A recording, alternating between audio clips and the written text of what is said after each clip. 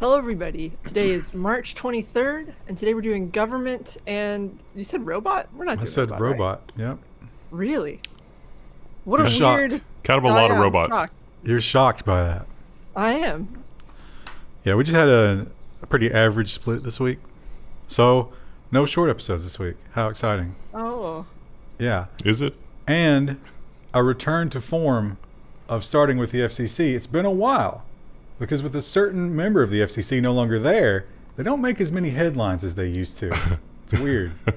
But they are still doing stuff. Unfortunately, this is one of those headlines that, like many of the headlines before it from the FCC, means nothing. FCC fines 2 Texas telemarketers $225 million for making 1 billion robocalls. Yeah, the article points out the last time they had kind of a large fine. I mean, Ajit Pai did fine for robocalls. He seemed like he was kind of maybe a little bit against it. But they only managed to collect, what was it, like $6,000? Out of $100 million. Yeah, so... Wow. So, not a great track record. Now, Miss Rosenworcel here.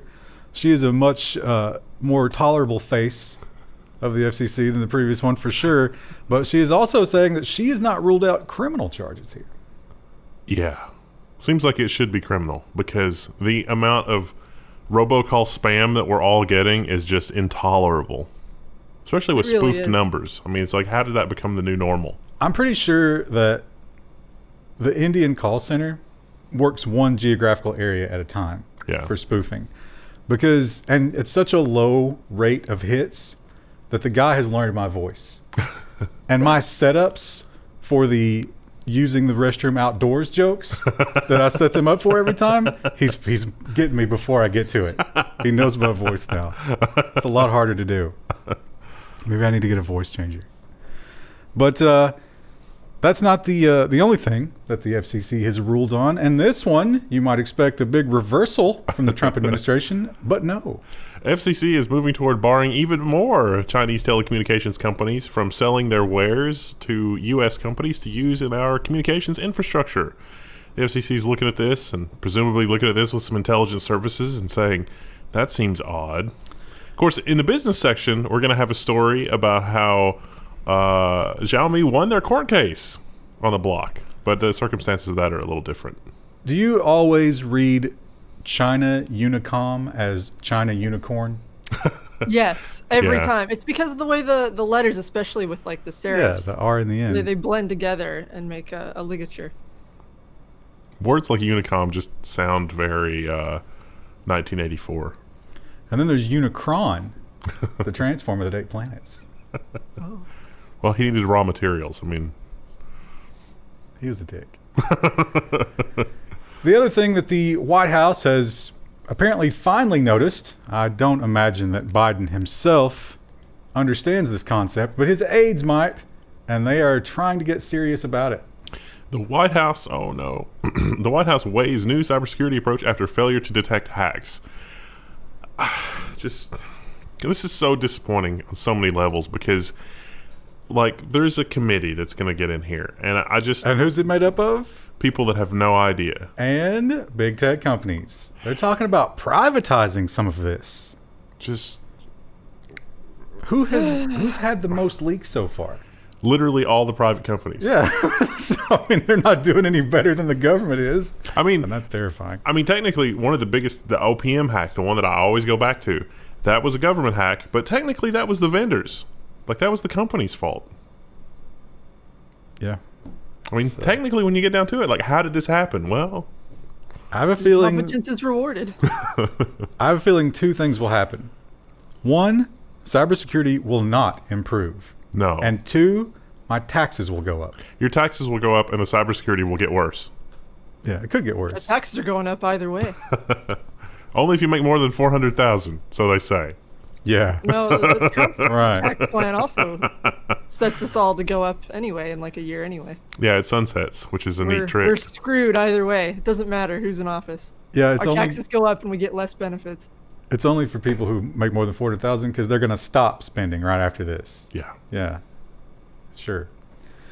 This one is terrifying, and it follows a trend. Now, previously, we talked a lot about license plates. There are a lot of companies reading license plates and selling that data. I mean, it's legal for now. Don't forget about the driver's license data. Yeah, well, that was just straight from the government. So they've got that. But and vehicle registration, also straight from the government. As we enter into a world where the telemetry on a car is more insane than ever. I mean, we've talked about Tesla. You know, they're at the top of the heap there. They record everything, and they send most of it back home. But also, we have new kinds of protocols for car-to-car communication. Your car is just going to be beaming out information about everything that you do. And guess what? Someone's recording it. Cars have your location. This spy firm wants to sell it to the U.S. military. Now, that's the headline, but the company in question has really, really walked this back. They've said, we don't have any government contracts, and this is purely theoretical. But no, this is exactly what we've been warning you about. This is exactly what we've said forever. It's absolutely going to happen. They have promotional material. Yeah, they have a lot of promotional material. They got far enough to get to marketing. Yeah, it's like, look at this. Geolocate one vehicle over 25 million miles is shown here. I mean, this would be easy to find the drug runners that are running, you know, the I-75 corridor. It would be trivial. You think they're using the same car every time? No. They will beat this in a week. They just throw those cars away. They'll beat this in a week, and yet it will be used for, political ends somehow. It's going to be abused. Look at that spider web. And that really is already happening. And they're just looking at all of it. Now, if you don't believe that you can passively monitor this stuff, a lot of billboards actually, old school radio tuners in your car, when you tune to a certain station, it creates a little bit of a reflection in the antenna. There's a company that sells a thing for billboards that will measure that reflected signal to know what radio station you're tuned into. And it can even change the billboard. We saw other billboards that do license plate scanning, and it's like, oh, that's a BMW. Are you due for service? Because that's a 2008 BMW. Well, see, that was my McDonald's. stupid question that I had was like, if you have a really, really old car that doesn't have all the new tech bells and whistles, like, would they be able to track it as effectively? But obviously, license plate scanning. yes. Yeah. Well, they can't track it the way these guys are tracking it because they're looking at a lot more telemetry. But here's the thing, Krista. That's an excellent segue because when it comes time for you to buy a new car, are you going to buy another one that's like that? You're not going to have a choice, pleb. In fact, this almost guarantees high telemetry cars. Yes. Because it just goes hand in hand. You think any car company would make we're going to make an electric car, but with crank windows. Yeah, with none of that new stuff. We're not going to bother with that. No, they're all going to be like that. Chuck Schumer wants to replace every gas car in America with an electric vehicle. So this is going to go, they say that it's going to go even above and beyond that $7,500 tax credit. There's actually kind of a lot of details in here. This isn't just like puffery. Well, I mean, it probably is, but they've laid out a lot of detail here. We're going to have a story later that talks about, I think it was Ford is leaving out some of the electronic stuff in their cars, but, which is funny because it's like, oh, we're going to have the telemetry stuff and blah, blah, blah. But it's like, don't worry about that for gas mileage. But with these electric cars and the telemetry and stuff, think about like the scenario with Tesla. It's like, we know that they're collecting everything. I want you instead to think about the scenario with GM. Remember how we looked at GM and they were basically completely incompetent when it came to anything with modern technology? They got duped by the whole Nikola electric car thing. GM is just going to add, whatever, like the Huawei car telemetry box to their thing, and it is over. Like, goodness knows it is over when they do that. I mean, don't you think that's what's going to happen? Well, I mean, there'll certainly be a time where they're scrambling for any chip they can get. In the long run, maybe not, but yeah. I mean, if Huawei showed up and was like, look, just put our box in your car and you get all this telemetry and car-to-car communication stuff and you don't have to think about it or engineer it, they're going to be like, all right, sounds good. I don't know about Huawei because I think the GM board reads the news enough to be like, oh, I don't know about Huawei, but if it was somebody just as bad who didn't have the name recognition, absolutely. It'll be like Sing Sung Electro Company Limited, which is just a DBA of Huawei. A subsidiary of Huawei Corp. All right, yeah. So they will certainly, to put it more succinctly, GM will never favor privacy over cost. Never. That's the bottom line. How do we know that's true? Look at OnStar. Look at the horrible privacy octopus that is OnStar. Oh my gosh, it's terrible. How do you know that's true? You just look at the culture we live in. Cost is always the deciding factor. And when it comes to privacy, there are some organizations and some people who are fighting for it. They're not winning, but they're fighting. And there are some companies who might be pretending to fight. And even just that pretense, which really puts them in a better position, angers so many of the other companies, and they have so many lobbying dollars that you get this headline. Reuters has this exclusive. Google's privacy push is drawing U.S. antitrust scrutiny, according to sources. So the premise for the Justice Department seems to be this. Google is in a position to undermine advertisers' businesses by changing the way that cookies work on the internet. It's going to deprive advertisers of the information that they need in order to make decisions and do advertising in the first place. And since Google also does advertising, isn't this by definition an antitrust violation? Because Google is no longer competing with the advertising companies to actually advertise.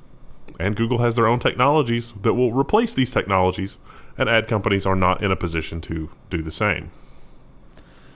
It's an interesting argument. Now, Google's fix for cookies might be good, but a lot of people would argue that it's just making you more comfortable with the spying. It's just putting a nicer skin on the spying and maybe giving Google that inherent advantage. But this is not the first time they've done that. Google figured out a long time ago how to give you more feeling of security while not actually giving you any security. And that might be coming back to haunt them.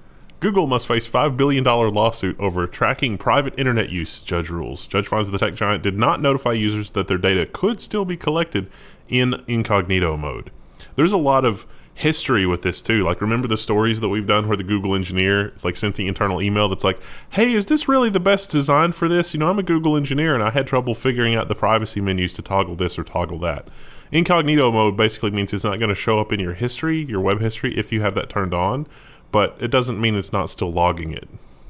Yeah, you might be left out of that information, but Google is never left out of that information. And so people might do that and think that Google doesn't know what they're doing on the web, but they absolutely do. So I don't know if that's worth $5 billion. They can probably go into the user agreement and the documentation and be like, it's all right here. They knew what they were getting into if they read this, and that would be true. Not unlike the Google engineer complaining about the obtuse settings. Yeah. They're there. Here's a paragraph on page 7,000. Explains it in detail.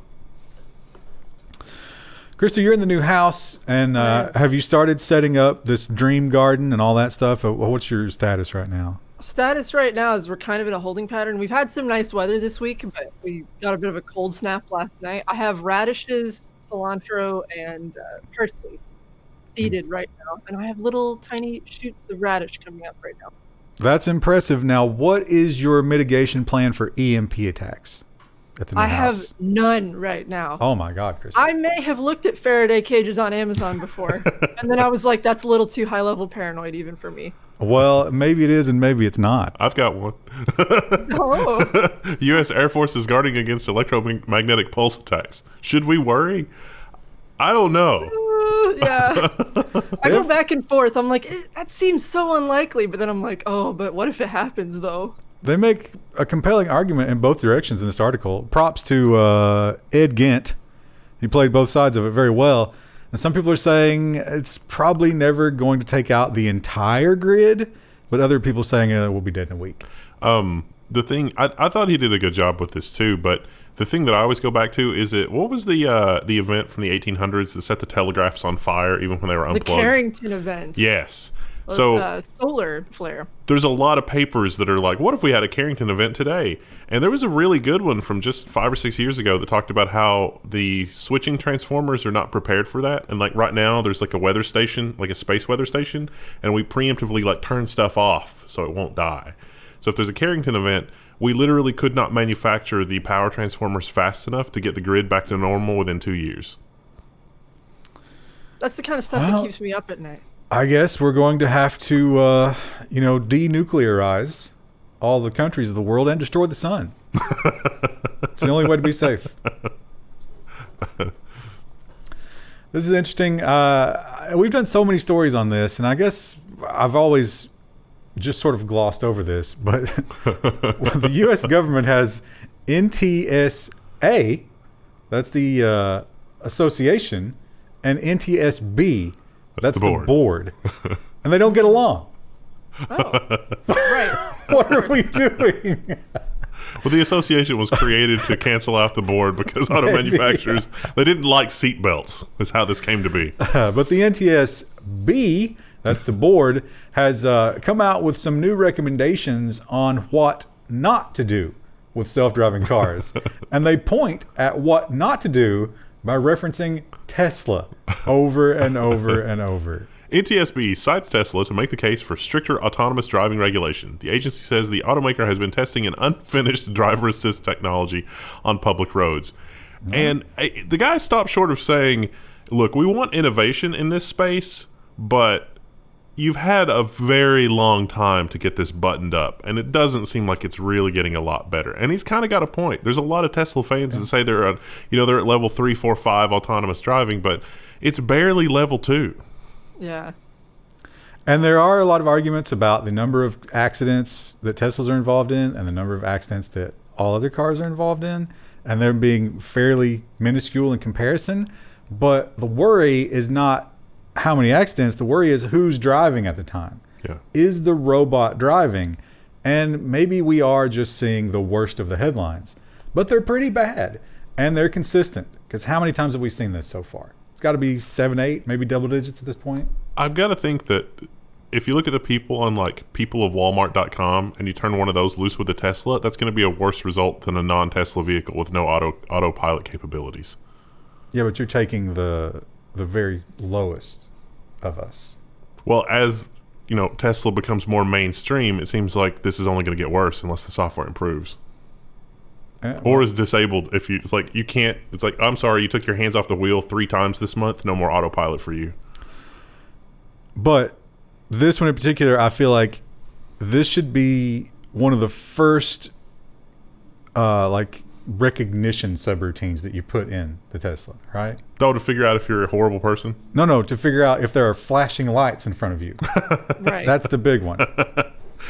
Tesla faces second NHTSA probe in Michigan this month. A Tesla operating an autopilot struck a police car early Wednesday morning because the software is terrible. Yikes. Oops. So this happens a lot because these emergency workers are actually trained. When there's something going on that shoulder, they park a little bit in the road to force the traffic away from the accident. It makes sense from a public safety standpoint. It might hurt traffic a little bit, but it keeps people from hitting those cars or debris in the road or whatever. They'll also park at an angle, so if you do manage to hit them, you'll glance off of it. And the Teslas just don't seem to care about that flashing vehicle. That was my lane. Good luck, everybody else. What if the software, it's not that it doesn't see it or recognize it, it's just obstinate. Yeah. And it's like, you don't belong here. This is mine. In some state news, Utah's a weird little. This should have gone in nonsense. A little weird place, a little salty part of our country that's different than all the rest of them. Sorry, Utah. And they have a real problem with something the rest of the country is. I mean, it's running our economy at this point, right? It basically is. Yeah. The AP is reporting this headline: Utah campaign against porn marches on with the phone filter plan. So.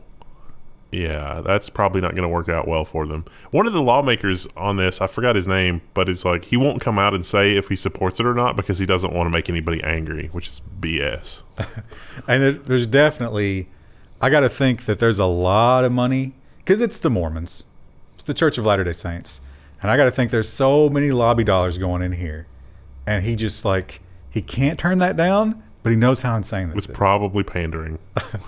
So the thing about this is when you buy a new device, what they want is that device has to have the filter on by default, and you have to purposely opt out of it. And it'll probably be one of those Google dark pattern things to try to get you not to do that. It's not your phone.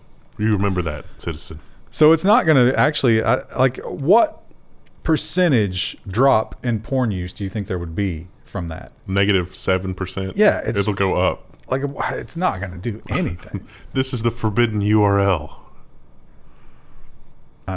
So good luck with that, I guess. I mean, you can get around it trivially. It's not going to help, but it's going to make people angry because they don't like that kind You of could stuff. just download TikTok and probably, you know. Oh yeah, Reddit and Twitter both said that they're not going to block that kind of stuff. Yeah. So they'll probably hire somebody in Utah to go through every tweet. Or they're going to have like Smokey and the Bandit style smuggling. Like, I got to buy one of those Arizona cell phones. Well, it's like the North Korea thing, where you balloon in drops of DVDs and stuff. Engagement Challenge, what would be the name of that company? The Airdrop Adult Material Company. I'm sure you can come up with some good ones. Krista, you probably should have 3D printed your house. I mean, I don't know why you didn't. Probably. Yeah. But if you feel like you made a terrible mistake and you're ready to change that, you could just sell it and move to California. Around here, well, you'd have to go out in the country, but around here, this would be forbidden because some part of it, the local builder lobby has forbidden any prefab components going into a house. It's true. I looked up prefab homes very briefly, and you can't build them around here. Wow. Rip. That sucks. Yeah, because these are cool. Do you know what's funny about that is there are absolutely, and a lot of them, Yeah. just like little knocked together tin and corrugated steel and This is remnant way wood better. houses in eastern Kentucky, and they're everywhere. Yeah. And This will be nobody so cares. much better. Yeah.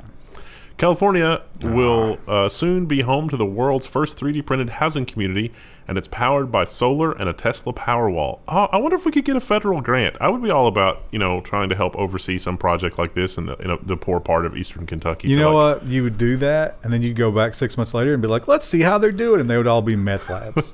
I was going to say all the copper would be stripped out. That would be very depressing.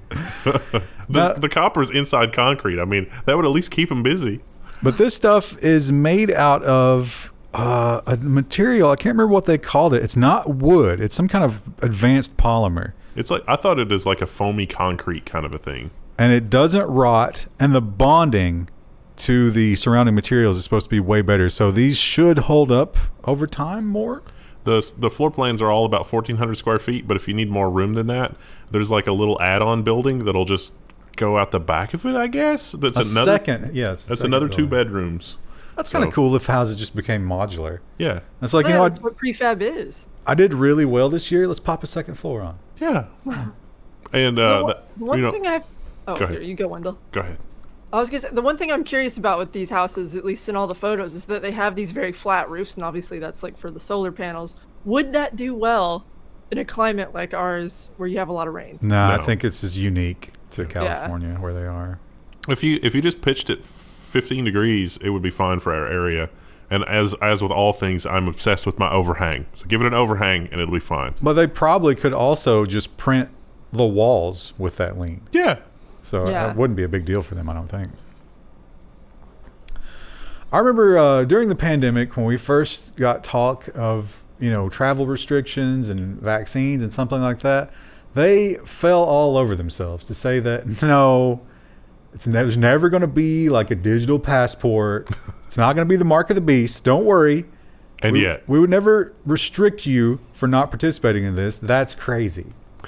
the EU plans to roll out a travel certificate before summer. It's like a travel certificate. It's not unlike the bowling certificate you get for, you know, hanging out with your friends Wednesday night. It's like, oh, look, Bob, you're the best bowler. Here's your bowling certificate. Well, except it'll be digital. Here's your digital bowling certificate that requires this really invasive app that's on your phone. It's made by the lowest bid contractor that's probably selling your location data to that company that we heard about that was tracking vehicle movement. But the thing about it is, it's not just for the vaccinated. It's also for the recently tested. What does that do? Well, Recently tested negative. yeah. No, yeah, but I'm saying, like, that doesn't stop me from getting infected on the way to the airport. Yeah. So, I mean, it helps a little bit, I'm sure. But I think what they're doing is just like they're desperately trying to get their tourism dollars back. It's going to take a killing while. them. So,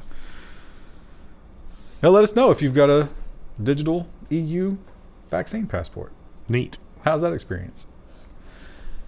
And in France, they were one of the first places where the court case for this new Google thing has actually played out to the point where someone's made a decision. The cookie thing. We're talking And, about the cookie replacement yeah. thing. The flock thing.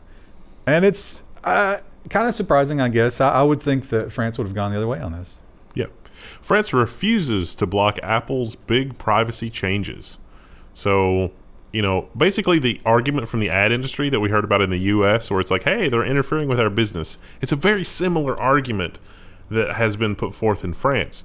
But France has said, yeah, Apple is in a monopoly position here, but we don't see this as ultimately harming consumers. So this is fine. It goes back to that whole thing. Well, actually, it's the reverse, right? Because EU law is supposed to be for the competitor. Right. And U.S. law is supposed to be for the consumer. So this is kind of a weird decision for them to make. Yeah.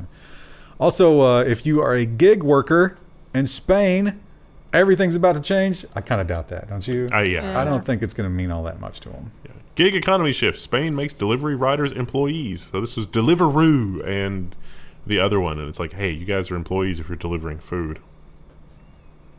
So they got to have some benefits, and they have to have all the various things, unemployment, I guess, and things like that they previously had no access to. It's probably going to hurt their pay. But it might be good for them overall. Probably good for them overall. In China, the richest man has already been having a pretty bad year. Showed up as a paper cutout animatronic. Did he disappear in did. 2020 or 2021? It was 2020. He was gone for like 3 or 4 months. And then he came back, and he was oddly quiet, and he's been oddly quiet since then. But I suppose it's not over.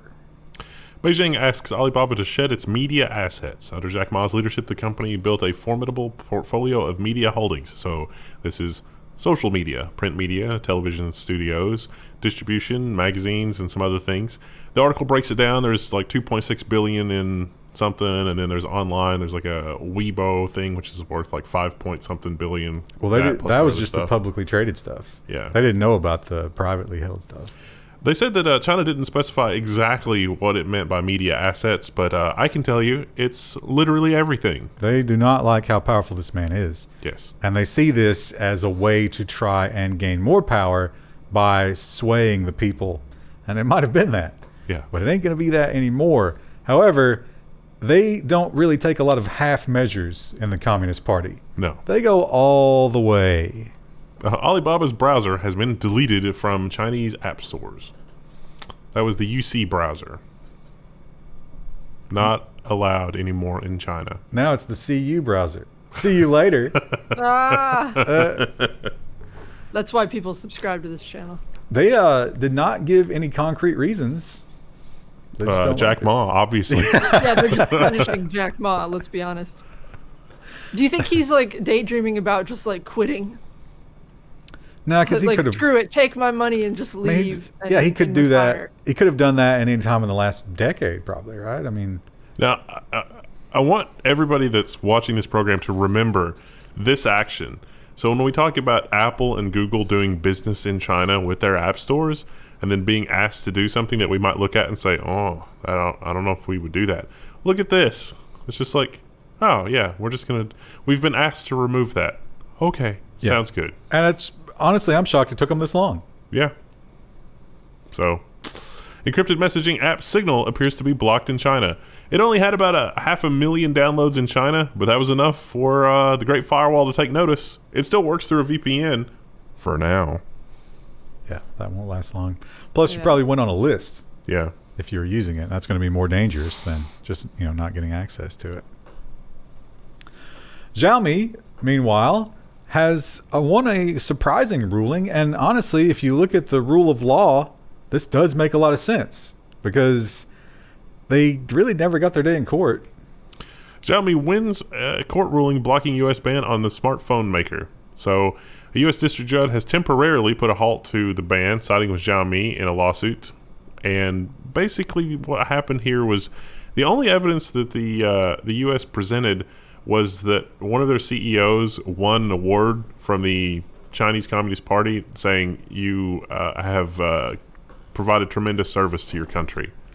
And that's it. And I was like, oh, well, let's just put him on the ban list. That guy was just picking up trash. Yeah. He was like, oh, come on, guys. You saved the pandas. Is this the reward you get for sponsoring some pandas? You saved the pandas, but then you radicalized them toward Western ideas as well. You must be destroyed. The funding came from Indiegogo. We can't have that. The pandas are listening to rap music and talking about owning property. Is that like the controversy in the late 80s where like the Hells Angels were funding children's hospitals or something? Well, they're doing other stuff too. Just like the Communist Party. Yeah, that's just that's some sprinkles on top of the other things they did. It's like, oh, we're going to be able to save all the children with cancer. Wait, the funding came from Hells Angels? Oh, I don't know if we're okay with this. So why would you ever? I mean, just it's fine. It's fine. Yeah, I always love those headlines where it's a young girl with cancer loses all her hair and she's embarrassed to go to school, so the angels will escort her to the school and they make a big deal about it. And they'll show them and it's all like this feel-good story, but you think it's like, I got stabbed a guy in the neck yesterday. I know it did. I don't know. Can you separate the two? Maybe you can. But one thing that you can't separate anymore is Russian apps from your phone if you live in Russia, because once again, big tech companies will bow to whatever government pressure they're given. Apple will abide by Russian law offering government-approved apps. Did I say Google? Users will be able to opt out of installing them, according to a Russian newspaper. That newspaper was incorrect. Oh, did you find something that said that wasn't true? No, but I mean, I just know how it's going to go. They claim that you still can. Now, the argument here, what Russia wants is when you boot that phone for the first time, you are met with a series of prompts. It's like, do you want Russian spy app? I think you do. And they claim you can still opt out of it, but you have to go through that whole song and dance. Your location will be immediately sent to Putin, though, as soon as you opt out. And it's going to take a picture of you. A security detail has been dispatched to your location to help you reevaluate your decision.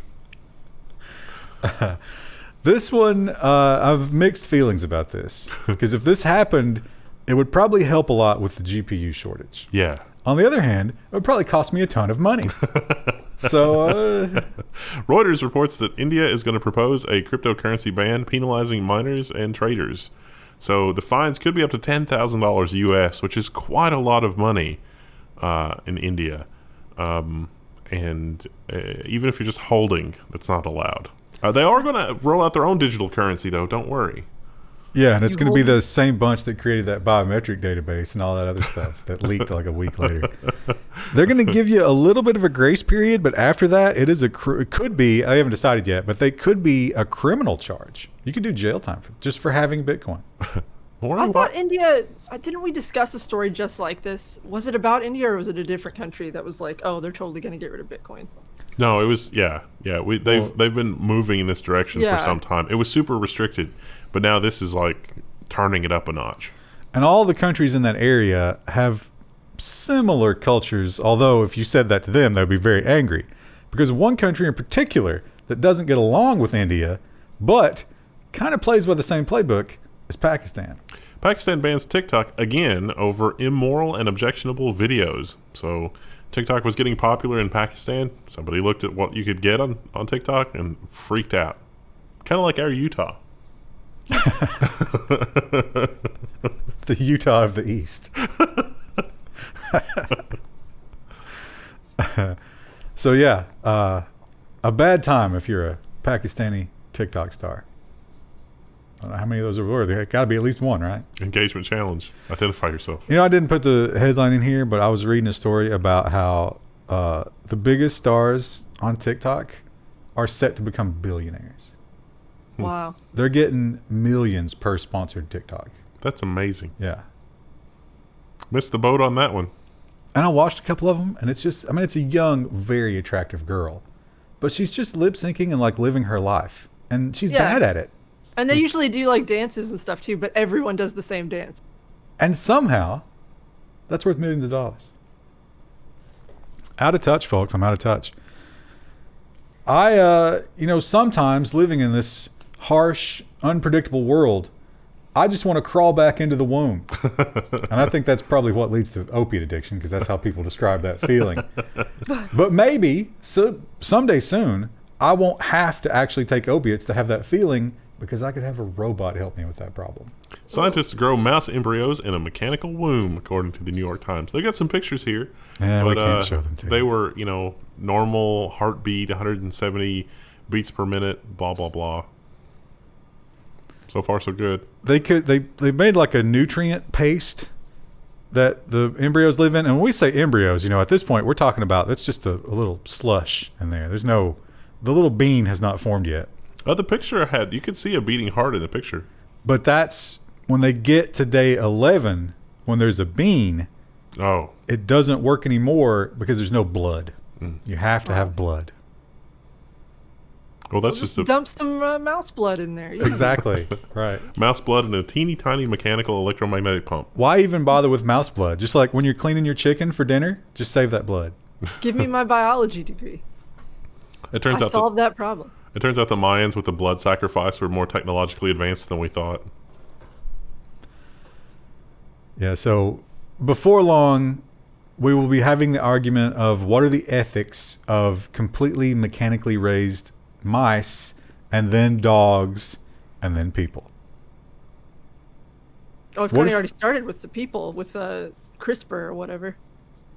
Yeah, but there's still a human connection there. What if we come up with a completely artificial raised human, and they end up like Data? Like they have some emotions, but they're all wrong. Then there may be hope for our society. We already have those people.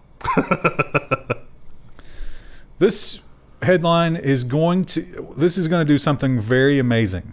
This is going to retroactively give a lot of credence to some poorly written police dramas. Yes. Yeah. But then there's a dark side to that. This never existed, but now it does.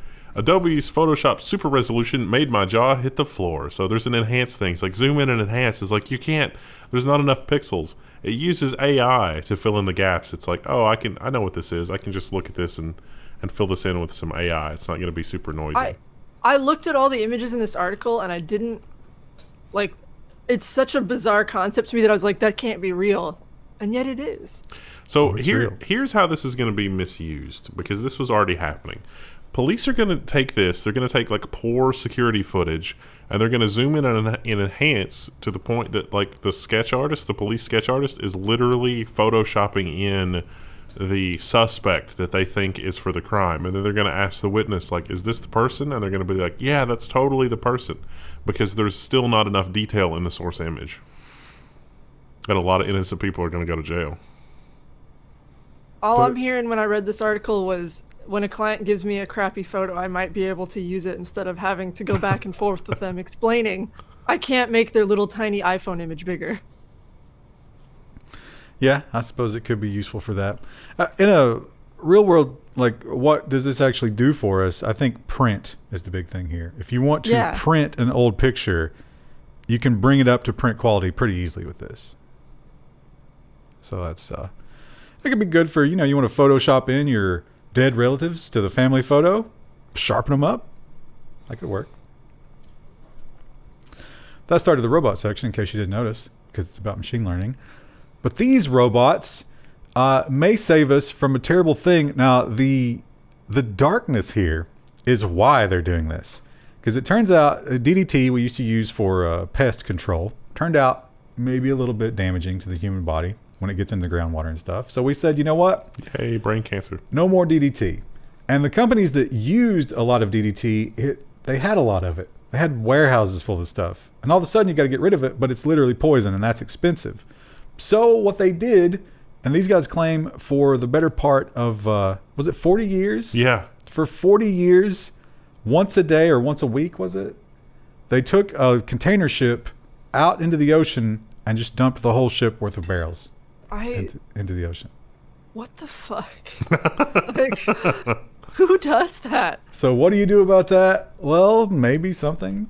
Gizmodo reports that underwater Roombas are helping start the cleanup of a decades-old toxic waste dump along the California coast. Yeah. You know what they didn't say in this story? That someone was going to prison. No, it was technically allowed under the Reagan EPA. Surely, at the very least, the companies that did this, could they at least pay for the development of the Roombas that had to do this? Or, It's changed hands 3 times, and the original people are all gone. Because it's a shell game. I mean, it was 40 years. Yeah. Yeah. So. But still, damn. It's not unlike we had a CRT TV recycling program in the 90s. And so a lot of companies took a bunch of money from the government to recycle TVs, but what that actually was just putting them in a warehouse. I would love to see an in-depth interview with the captain of the boat, or the guys handling the barrels. Like, did they know? Somebody had to know. Somebody had to know. And how did they reconcile that when they went home at night? That's how you end up with the guy in Jaws talking about the glassy doll eyes in a shark, and he gets weird sometimes. Quint. Yeah. It's like that, but it's like, I just let the barrels go. Just that actor may have actually been drunk that entire time, and that's why that's so good. But he is a hell of an actor. So we've talked a lot about self-driving cars, and of course, we just saw one smash into a police cruiser. We've seen some terrible things. We saw the guy crash into the divider. Of course, the driving under the trucks is a constant problem with them, and we are not at level 5, which is the level we need, supposedly, to trust them, which makes me think this headline is a really, really, really bad idea. This startup wants to fill the skies with cargo-filled robot planes. Reliable Robotics has been flying Cessnas through a mixture of autonomy and remote control. FedEx is, for one, a believer.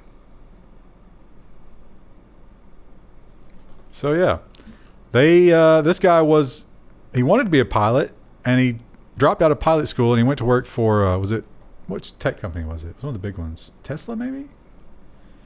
And then he went back to pilot school, and he was like, "Hey, you know what? I can make this a robot." It's, on the one hand, like thinking about it from the autopilot side, a lot of the airplanes, not the small ones, not a Cessna, but a lot of the autopilot in the larger planes is really very good, and there is a lot of room in the sky. But on the other hand, increasing the number of Cessnas in the air by a factor of 100 for package delivery? Yeah, I'm not worried about the ability of the robot. I'm worried about just the massive air congestion and the maintenance on these planes.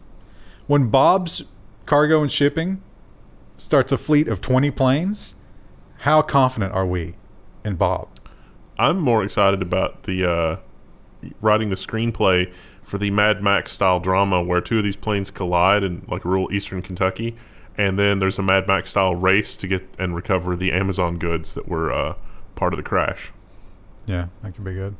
Or well, it's a combination. It's a survival movie because both of the some people were on those planes. Like, it's like one of those stories similar to Tom Hanks. Castaway. Yeah, Castaway.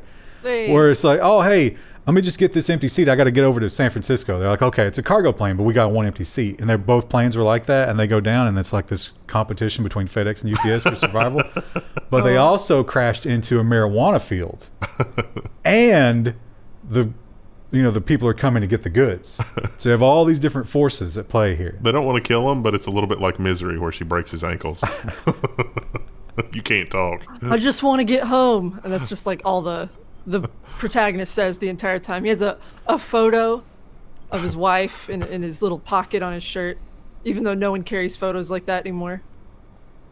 And He's it's a funny man from a different time. It's funny because they're not used to the hills at all, so they're just going through all this survival stuff, and they're it's really harrowing, and they're eating bugs, and they're setting their own broken bones, and then the camera just pans over a little bit, and there's a Dollar General, because that's how we live. Myanmar, I'm never going to learn to pronounce it. I'm sorry. And I get conflicting answers from the chat, so we're hopeless. Yeah, but they had a coup, and it's interesting because when the ownership of a country unexpectedly changes hands, it raises a lot of questions on things that belong to that country that aren't in that country. Reuters has the article, Myanmar's first satellite held by Japan on space station after the coup. So it's being held on board the International Space Station following the coup, while Japan's space agency and a Japanese university decide what to do with it, because... Now, they had a contact at a university in Myanmar. He's gone. No one knows where he is. He was disappeared after the coup. So they don't really have anybody that they can contact to talk about this satellite. So they're You not just sure. call the government. Just But hey. They don't know who that is. No, you just call. You just call a random number online, and you're just like, "Hey, I need to talk to the government." No, this is McDowell's. You're looking for McDonald's. We've got the golden arcs. They've got the golden arches. So yeah, they're like, we could deploy it, but now we're afraid that this new military government is going to use it to track people, and we don't want to be a part of that. So what do we do? I don't know what you do. It's going to be a very expensive paperweight for a while. I'd put it on eBay. Own your own piece of a space station. Buy a space station for your loved one today. Although it's already on the space station, so the shipping to get it back here would be several $1 million. It's one of the, Before Musk buys it. It's one of those auctions where you really go out of your way not to mention the shipping till they get to the cart. Hope they don't notice. And finally, a new food prep robot. I always get excited about food prep robots, and this one does a very specific task, but it appears to do it incredibly well. New soba noodle making robot at a Japan train station eatery can cook 150 servings an hour. Now, that sounds exciting, but then you read and it's like, well, that's about how much a human cook could do. So this cooking stall, I guess at peak would have 4 employees working. They're now down to 3 because this cooks the noodles and then puts them in an ice bath because that's how you do soba noodles. And I'm not sure how it does this. I wish there was a video. Apparently cooking these noodles creates like a foamy layer of smut on top of the water. It scrapes that off somehow. Oh, neat. Oh. That's probably just like an arm with like a... 2 arms, in fact. Yeah. And it just... Oh, I still want to see doesn't how have it to worry does it. about getting burnt. Doesn't ever get tired. So they've replaced 25% of their workforce with a robot. Neat. I don't know if I've ever had soba noodles. I think I have. I have, but not, it wasn't anything like, this is amazing, I have to have this, but it seemed like a perfectly reasonable staple food. The noodles is just a base. You put a lot of stuff on them, and you can completely change. That's what the other employees still do. Yeah. Yeah. They actually season the noodles so they taste good and they're not just cooked well. Yeah, the noodles are kind of a filler. They're like potatoes. They take on whatever you're... Well, it's Yeah, like pasta, but I'm just saying soba noodles in particular. I don't know if I've ever... I don't know the flavor of those. It's, like when you have like perfectly al dente spaghetti, it's like that, but even more al dente and like even more, like the cross-section of the noodle is considerably more. What's the name of the... Thicker. I think it's a noodle. It's the Japanese dish where they beat it with a hammer. Engagement challenge. All right, what do we got for tomorrow? Tomorrow we got business and I think it's social. Getting down to business with all these semiconductor shortages. Just hang on to literally everything until 2022 because OMG, WTF. And put it in your Faraday cage in case the EMP comes. If you have solar and the EMP comes, you're going to be like a royalty. Wouldn't you still be Or screwed in that case? You're going to be a fire victim. It depends. It depends on how bad and where the EMP is. Yeah.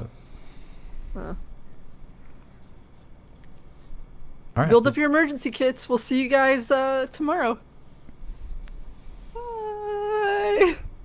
Hello, everybody. Today is March 24th, and this is your reminder that tomorrow is the day that Sauron fell in Lord of the Rings. So if you have festivities planned, make sure they're finalized before tomorrow. What do you do to celebrate? Nothing really. I just like to remind people that that's the day Sauron fell. I think we've discussed this before, and you had some explanation, but it wasn't satisfactory. How does Middle Earth have the same sun calendar as regular Earth? It actually doesn't. Somebody Then how had to can it be translate March? I mean, he translated it to our calendar, but there are different words for. But if months and stuff. if they don't have a 365-day orbit, it wouldn't be March every year. I don't know. I'd have to read that section of the appendices again, but it's explained. I'll be honest, I wasn't super interested in that part of the book when I read the appendices. Trash writing. You know, I constantly think about language in books and how everybody always magically speaks the same language in these fantasy worlds. But if you didn't use that trope, it would be annoying to read. Yeah. There's a little So- bit of that in Lord of the Rings where like certain characters can't understand each other, but usually like all the big players, they're wealthy and so they all speak. The only author that language. has really dealt with that amazingly well is Douglas Adams. James Clavell, the Gaijin, and the whole Asian saga, fantastic. But John Blackthorne learning to speak Japanese, fantastic. If you've never read Clavell, you should. They're all good. Oh, I'm not on the first story. Oh no. What a mistake. And we don't want to miss this one because, let's be honest, you're not getting this stuff. It's not for you. It's literally not even for sale yet. You're not getting any of this stuff. We can talk about it, but why would we? Intel launches the 11th gen Rocket Lake S CPUs. So launch, really, I would not use the word launch here. I would say revealed. Now, Because, this is the smaller transistors now, right? no, Wait, what? no. Oh, it's 2021. The design for this CPU was designed for the low, the 10 nanometer transistors. We're not using them. And they had to give up cores Yeah, it's to 8 cram cores. all that in there. But they did get the big clock speed, and they are really hanging their hat still on that gaming. Although if you live in Europe, you can accidentally buy the i7 right now, but it's not technically out yet because they screwed up. I'll put it on eBay. But they have. You can't lose. And another one that if you can get a hold of it, probably got a nice little turnover, can make a decent amount of money. And it's gone. The AMD Radeon RX 6700 XT review. Impressive 1440p PC gaming. Honestly, overall, the roundup of all the reviewers, it kind of got a lukewarm reception. It's a decent card, but you could literally, as Steve from Gamers Nexus says, you could literally sell anything in this market. You could put out a potato with a DisplayPort connector and it would sell. And you'd be lucky to get that right now. Yeah. You know that an RX 480 was going for like $450. That GPU was $250 at launch like 4 years ago. That's crazy. And you might not personally be in the market for one of these, but they are also in short supply, and it will have an impact on your life eventually because these are going in the servers that you use every day. AMD Epic 7003 series unveiled. Big Iron Zen 3 takes flight. So I actually have some of these. I'm doing some content with these. It's pretty awesome. You can rent them in Amazon and Azure right now. But if you want to build a system, the lead time at like Dell.com is like 2 months. Don't give NVIDIA any ideas about just renting its hardware from now on. They did make a change. Their game streaming subscription thing doubled in price. We got a story about it. Oh, okay. That should have been the next one. Unless I deleted it. I might have deleted it because we had a lot of stuff. That was the story. It's twice as much now. For games you already own, you can now stream it from the cloud for twice as much. Right now I'm doing the Microsoft subscription thing because it's $5. But I know they're going to double that as well. Yeah. And I don't think I could keep doing it for 10. Although I'm still paying $11 a month for AI Dungeon. Really? You haven't gotten rid of that yet? I keep forgetting. Have you played it at all? No, I got 2,000, like my credits are maxed out. I'm just leaving money on the table. Well, it is really good. Like I would feel Yeah, bad. it's a cool game. It would be like killing a puppy or something because it's like, well, it is smart. It'd be like, Yeah. going to Willy Wonka's chocolate factory, killing Willy Wonka, and then skinning his face and wearing it. But it's kind of like a relationship in the sense that the stuff that used to be cute starts to get annoying. It's a fun way to think about it. I guess all games have some sense of that. The I've honeymoon discovered the phase. grindy aspect Yeah. of this game. Like Valheim. Valheim has that grind.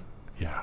Well, last week we had the big headline that everybody was all up in arms about, and there were poor updates, and it was like, is it real? Is it not? It turned out it wasn't real, and yet, at the same time, was, but we didn't know yet. Are you confused yet? Well, NVIDIA confirms it accidentally unlocked RTX 3060 Ethereum mining.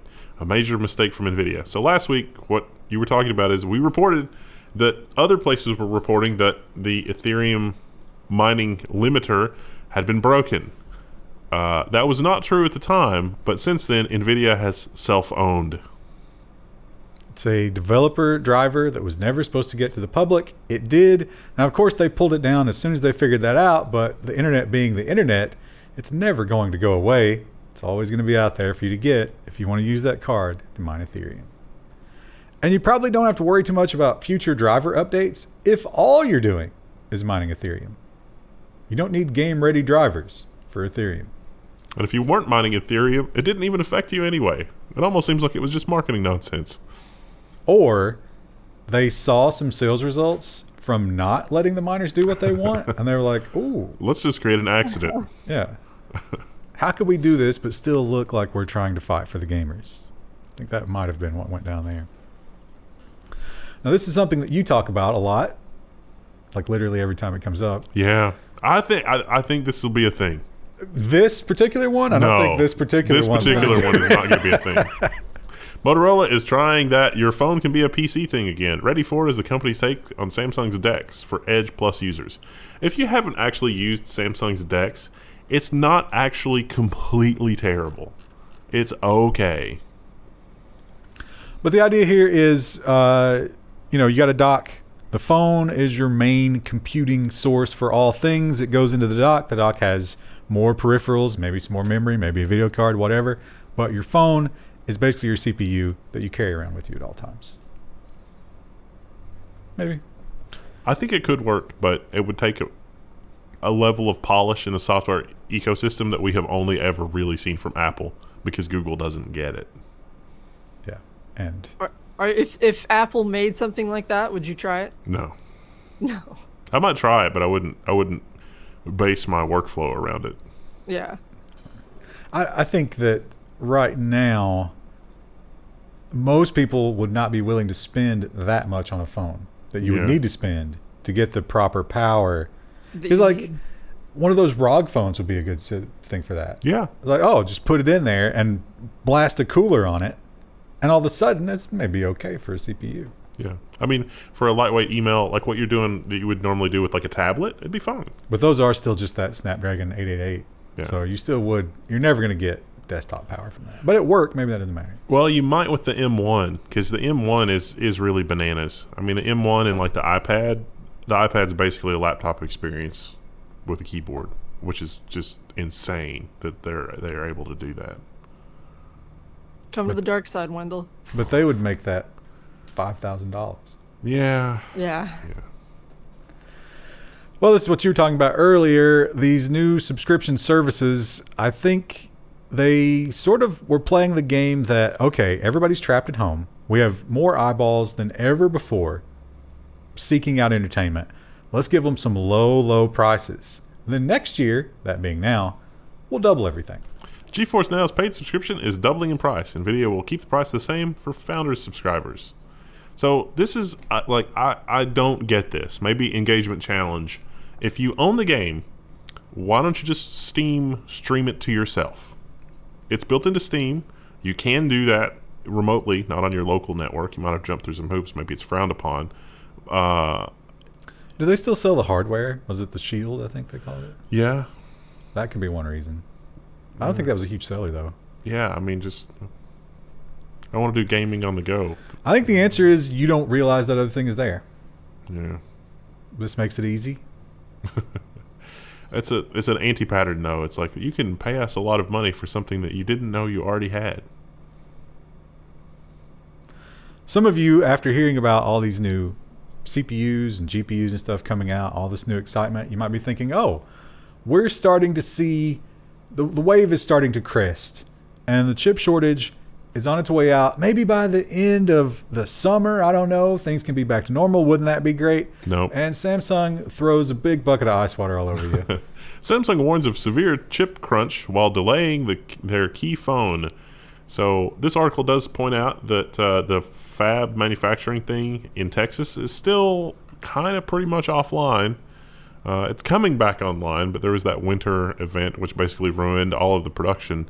But not just this, that like Samsung is reaching out to a bunch of other people trying to shore up production, and the places that they're reaching out to are already at capacity.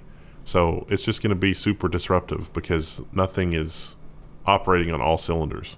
The Note is the phone that they're thinking about just not even bothering this year. Don't refresh it. Wow. Because why would you? And other companies are feeling the same kinds of problems. But the thing about other industries, I mean, for the phone, the whole phone is dependent on that. But in other industries, only small parts of their products are dependent on these chips. So what do you do if you can't get them, but 98% of your product is still there? GM apparently is just going to leave them out. GM builds pickups without certain modules due to global chip shortage, hurting fuel economy. So we've talked about this. I think your vehicle has a thing where it's like, let's selectively control how the engine fires. It's the lifters. If they didn't clarify that, but I think it is the lifters in the 4-cylinder mode. If they sell a whole year of these without that, the resale on these is going to be incredible because everybody hates that. Yeah. It might be just GM being like, oh no, the chip shortage. Oh, we're going to make our vehicles more desirable. Well, no, the reason they do that, they know that everybody hates that, but they need to keep the entire fleet below a certain mile per gallon. Yeah. So last year, nobody bought cars, so they have credits. So they can use those credits to offset. So this doesn't hurt them. Next year, they might not be able to do this again. Maybe they can get a special waiver. Just like, look how we're suffering. I don't think the EPA cut them any bricks, especially not under Biden. Yeah. Well, the old EPA was basically gutted, so, I don't know. Yeah, but they're going to fill it up with blue hairs. Woke. That's going to be crazy. Nokia. Yeah, Nokia still exists. They still make phones. Remember when it was like, Bricks? company, like Nokia was the Microsoft of... yeah.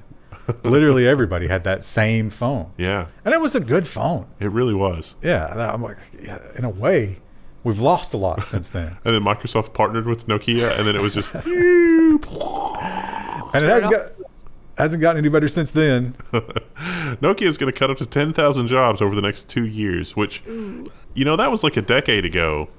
And that it still has fallout for Nokia tells you just how bad of a move that was. Well... They also face a lot more competition these days.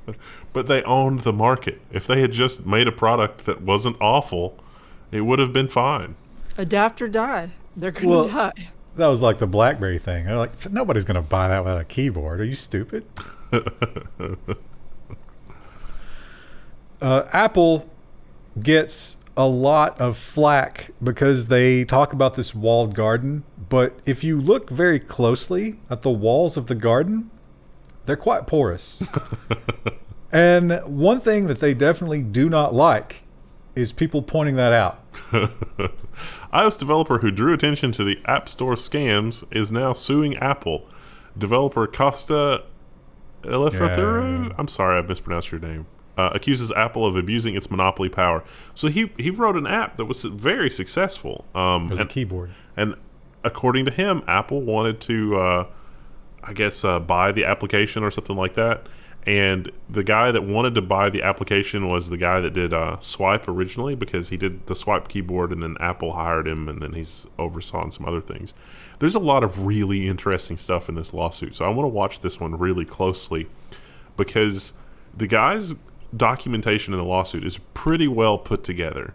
I think he's got a little bit of an uphill battle here with Apple, but what he accuses Apple of is really the kind of thing that we're always sort of saying, like, this is why Apple is too big to care about individuals. In this case, it wasn't that they were ignoring him; it's that they were shining a spotlight on him, deliberately sabotaging him. So he claims that he became the #1 app on the App Store for a while there, and after that happened, they showed interest before then, but after that, he was making something like $130,000 a month, a week, or was it a month? And wow. He started getting a lot of like rip-off apps showing up, trying to steal his advertising, trying to steal his name, trying to pretend to be him, trying to do other fishy things. And when he would go to Apple about that, they would just do nothing. Because they were like, oh, you know what would really help this? If you sold it to us. And then there was some update that he did to the app, and they didn't want to approve the update, but he partnered with some other company, and they accepted that update immediately with no problems.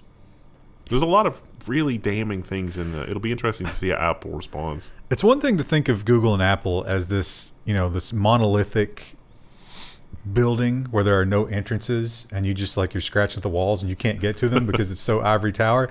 It's another thing to think of them standing up on that ivory tower with spy glasses watching you and being like, that one, destroy that one. And that seems to be what, unless we're not hearing their side of the story here, it certainly looks like that. Another thing that Apple has changed and has changed the world by doing is letting these developers keep a little bit more of their money. Only the first million. Google Play drops commissions to 15% from 30% asterisk following Apple's move last year. So this is only on an app developer's first million of revenue. Got to dangle the carrot just a little bit lower so we have an even more healthy ecosystem of apps that cost many thousands of times more hours and dollars to develop than most people will ever get out of them on average. There's a quote in here, and it's fantastic. Oh, yeah, here we go. So this is obviously someone posed a question to them, and they were like, well, why are you just arbitrarily cutting it off at $1 million? Because there's a lot of small developers who might be making $2 million. What about those people? And this, I don't know about this one. We've heard from our partners making $2 million, $5 million, and even $10 million a year that their services are still on a path to self-sustaining orbit. So, yeah, this guy picks up the phone. He calls the developer. He's like, what, you're making $2 million. How are things? And that developer was like, listen, don't send me any more money. We were thinking about lowering your commission to 15%. How does that sound? No. Take it or leave it. Don't put me in another tax bracket. I just can't handle it. You know what? I'm good where I'm at. That never happened. That's ridiculous. Huawei, obviously, they're having problems. They lost a major market, and they even the EU's now blocking them too, right? Mm-hmm. So they're in trouble in a lot of ways. The question is, how do you continue to generate revenue when everyone is turning against you? Well, it turns out they have something in the old warehouse.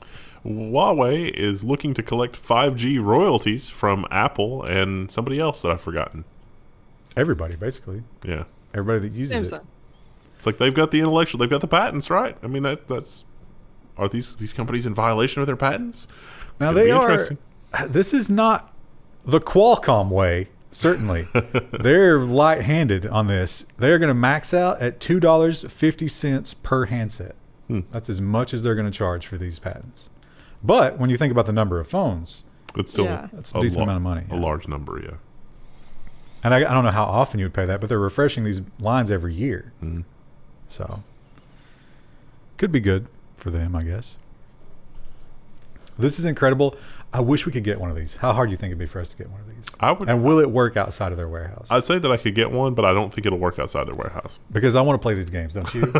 No, I don't. No, I don't. Yeah. Really? God, I think that could be fun. Anyway, we've talked previously about Amazon and the little thing you have to wear on your wrist, and a lot of people have been derogatory about that because it's kind of a slave collar in some ways. But Amazon says no, that's not a slave collar. That's an entertainment device. Amazon expands the gamification program that encourages warehouse employees to work harder. So you wear your little thing and it's like, hey, your best pick was 300 picks per hour. Do you think you can do 302? Some of them are like that. I think it is a little bit more divorced from the process than that. But other ones, it's kind of like you earn credits to play the games. But here's a question. When do you have time to play these games when they don't even let you go to the bathroom? How long until we've got an augmented reality headset that's just like the Pyro in Steam? And that's like you're doing the most mundane drudgery, but you put on the AR helmet and there's it's so happy. Yeah. No, you're saving square babies from a fire by moving them from this bin over into this bin that's not on fire. And sometimes the babies burn, and you get a demerit. This baby was not moved fast enough. I'm sorry. But and then you get shocked by your little wristlet. I had to pee. But this AR world that you're thinking about may not be all that far off. I can definitely see a merger happening here. So some two big companies working together to destroy humanity. That's a huge opportunity. Facebook, MIT's Technology Review reports that Facebook is making a bracelet that lets you control computers with your brain. Like the Amazon bracelet, it basically works the same way. Facebook's vision of this is that it works with augmented reality. So the bracelet knows what you're doing with your hands, and there's a picture here of like a virtual, like bow and arrow. Oh, they deleted it. Where did it go? That happens a lot. Have you noticed that? Yeah, there was totally the images get deleted later. Huh. So this is, we've talked about this before, but there's this amazing thing where when your brain sends impulses to your nerves, even before you move, that intent can be detected. And even people who have lost limbs, their nerves will still send these signals. So this bracelet claims to pick up on those signals. Just thinking about moving your arm gets those nerves firing. I saw a VR demo that was doing face tracking as well as finger tracking. And so like your digital VR avatar where you're interacting with other people was keeping track of your finger movements exactly and your face and mouth movement and expressions in your virtual avatar exactly. Well, that Steam controller, like you can play the piano with that, right? Mm-hmm. That's pretty impressive. I saw that the new PS5 has those haptic triggers. Have they done it yet where you have to, like it's a trigger breaking on a gun? Because I've always wanted that from my controller.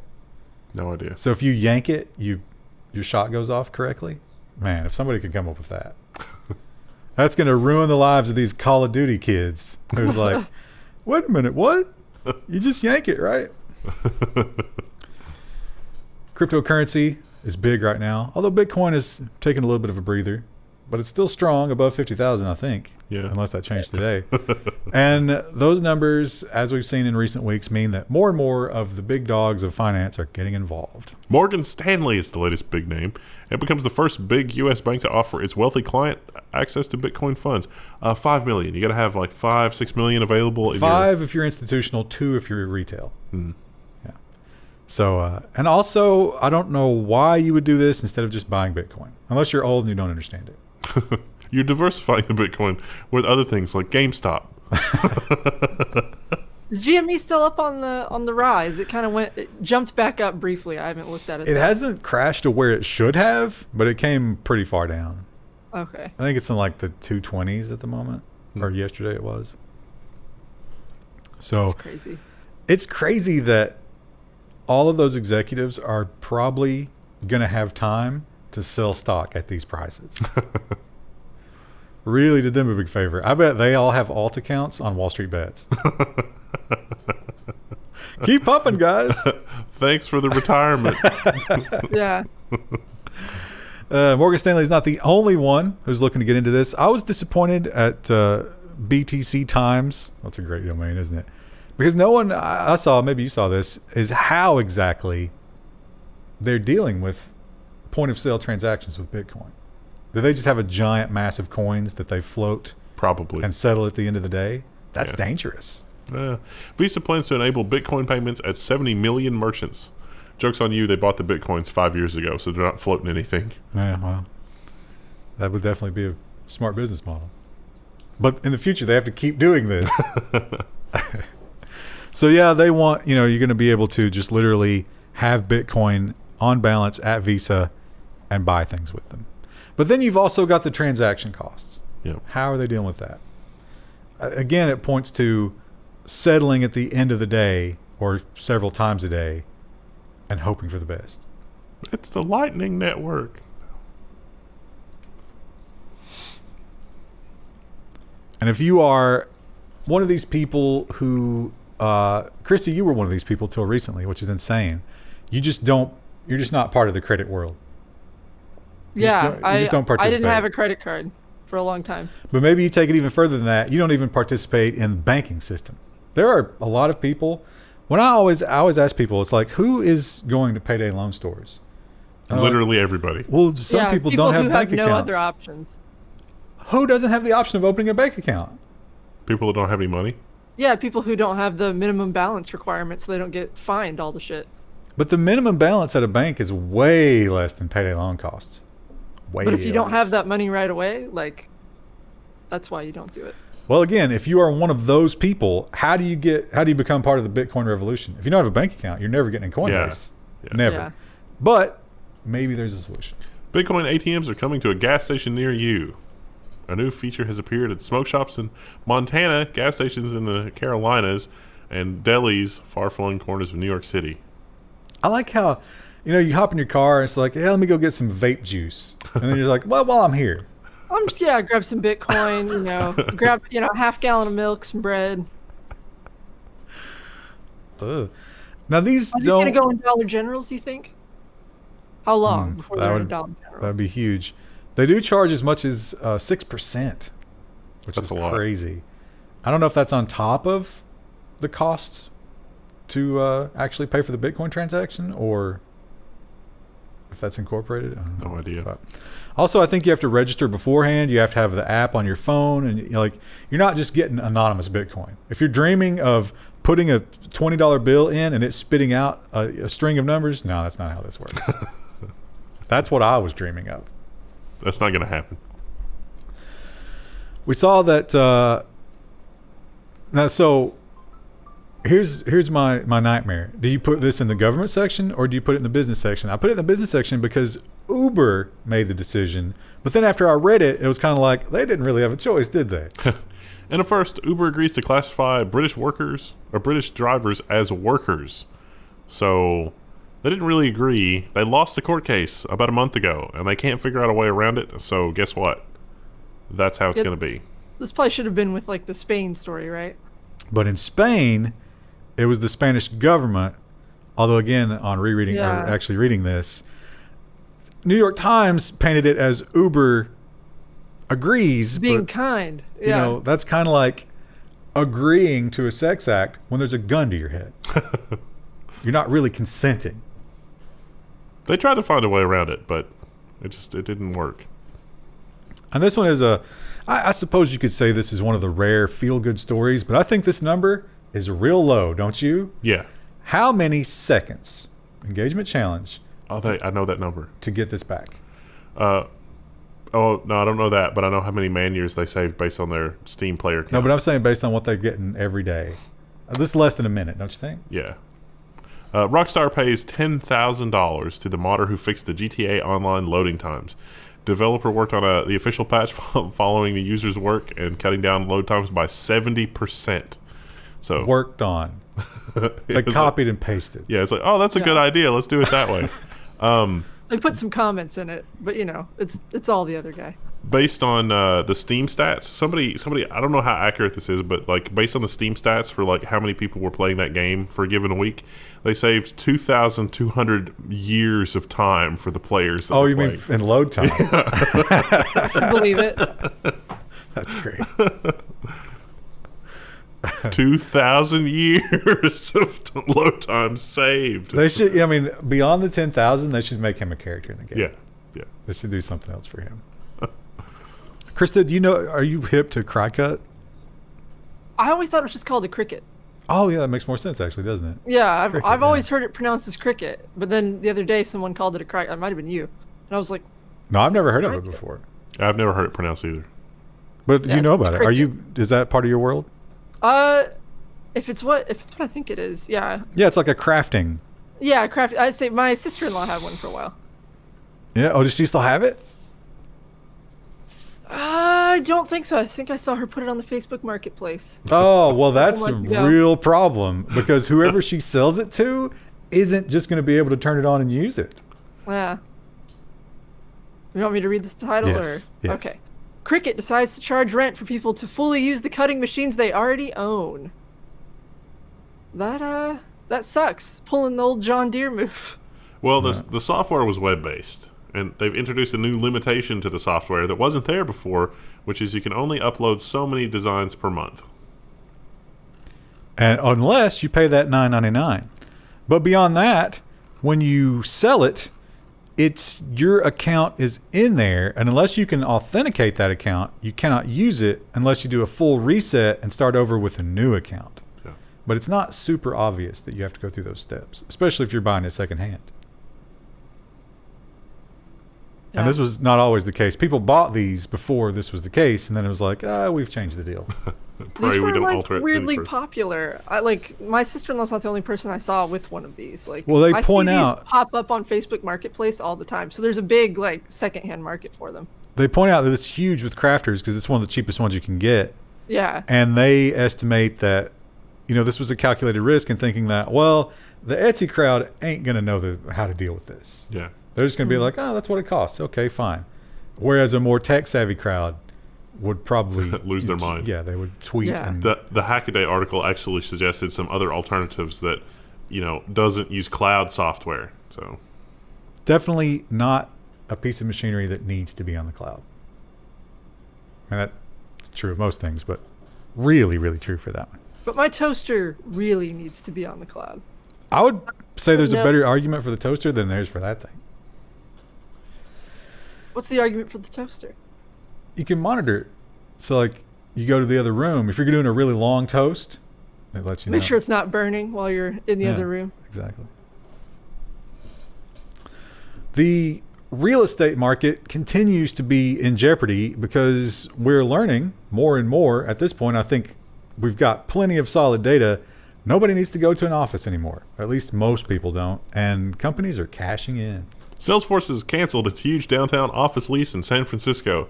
Since this is SF Gate, it talks about how that's a big problem for downtown San Francisco. Especially this particular developer. Because they kind of already spent that money. Yeah. So it's been delayed a couple of times before just because of rules and stuff that San Francisco wanted them to follow.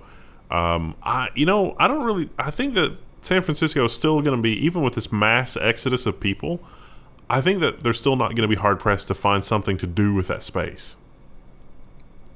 Homeless hotel? Yeah, let's say, or just turn it into housing. That seems to be a big problem. It's around probably that not area. zoned for housing, right? We need a 3D printable high rise. Don't they have to, the wind at that height Yeah. is really dangerous. I think you need some steel. You put a grocery store cafe in the bottom of the building, and then you put apartments above it. Maybe. I don't know if San Francisco would support a grocery store like that.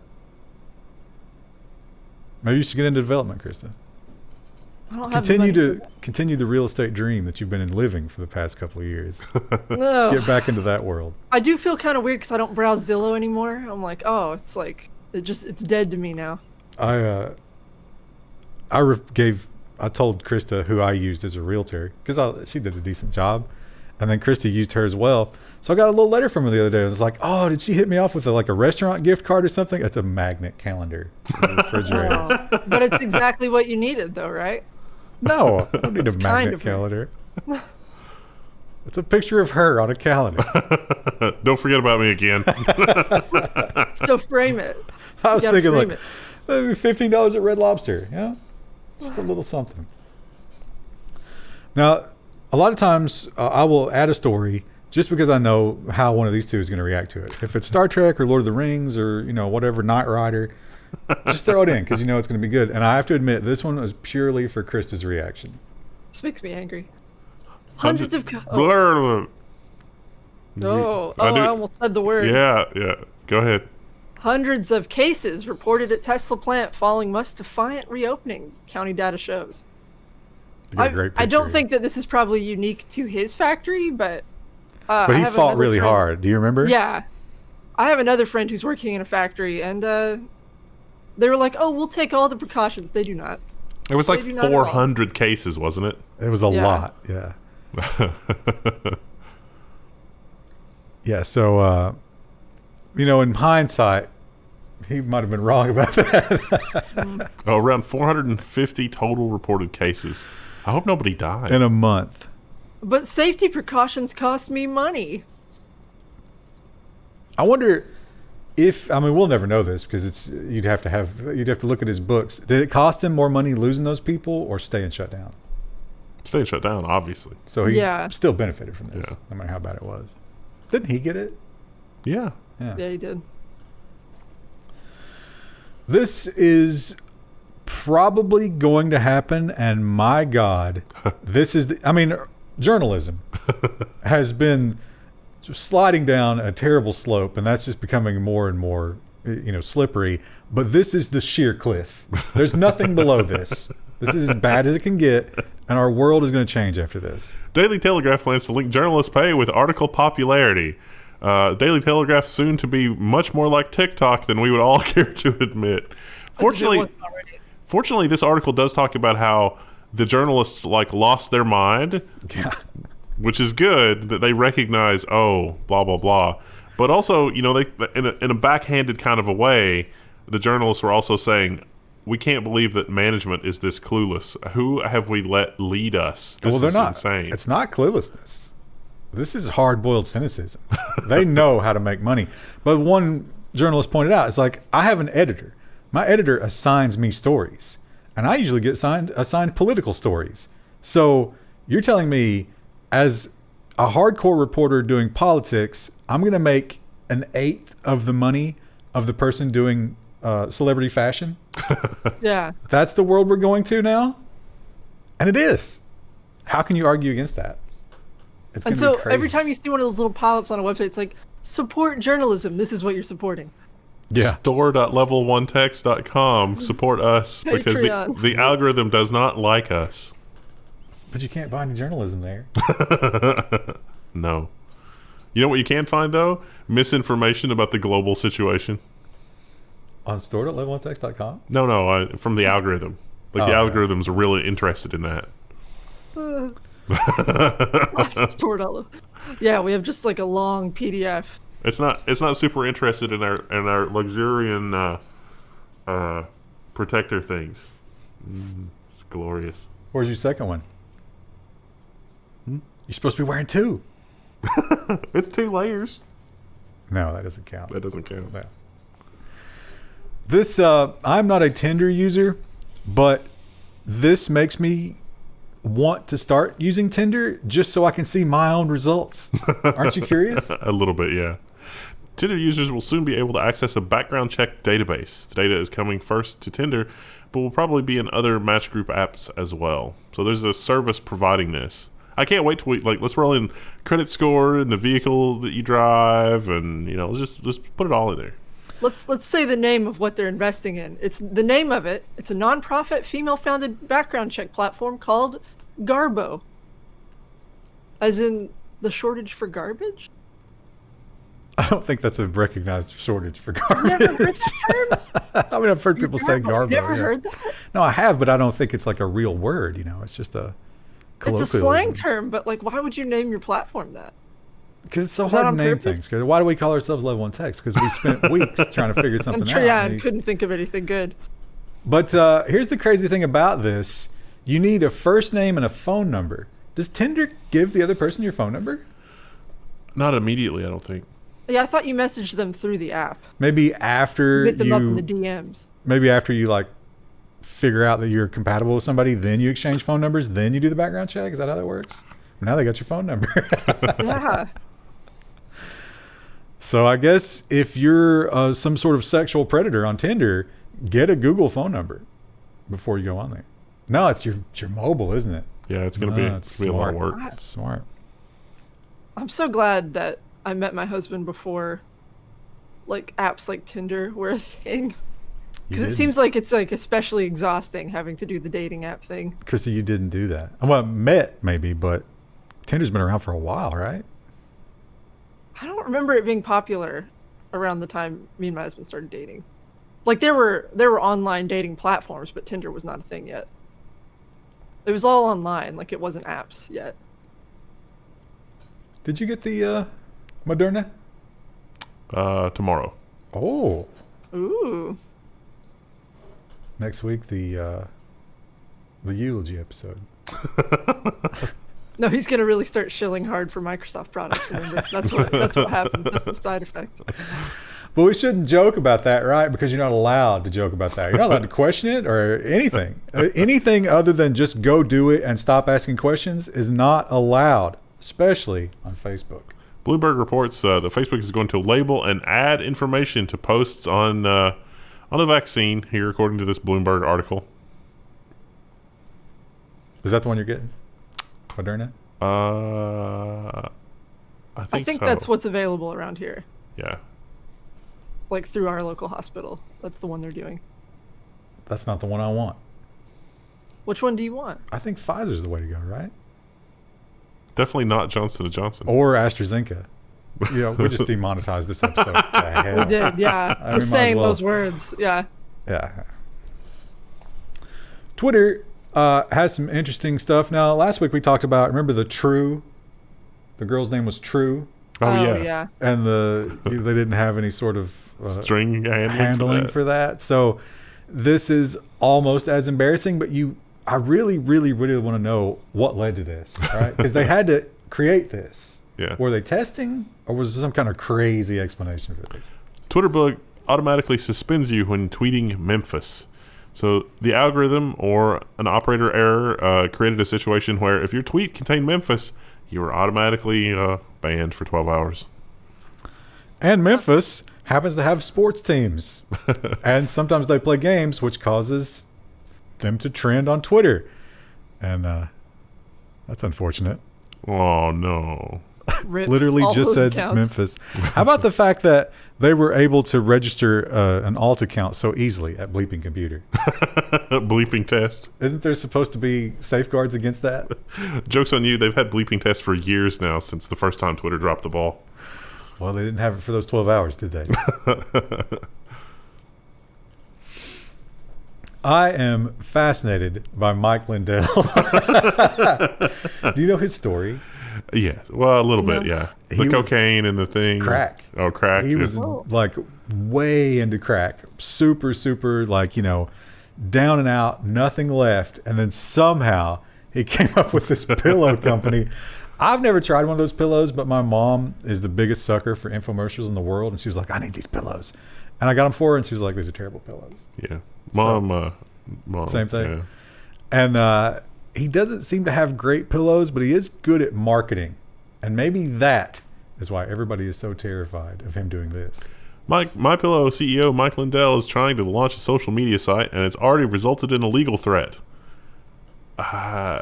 This reminds me of when we had around the time Twitter started getting popular. I feel like we had multiple clients come to us and they're like, I want to start something that's like Twitter, but only for this one niche. And that every time we'd be like, that's not a good idea because you're not going to get the kind of users that Twitter has. But that's not why he's doing it. He's doing it because he's been banned from everything else. Yeah. Because he's a big, Trump won the election guy. There goes the monetization. Yeah, there goes the monetization for real now.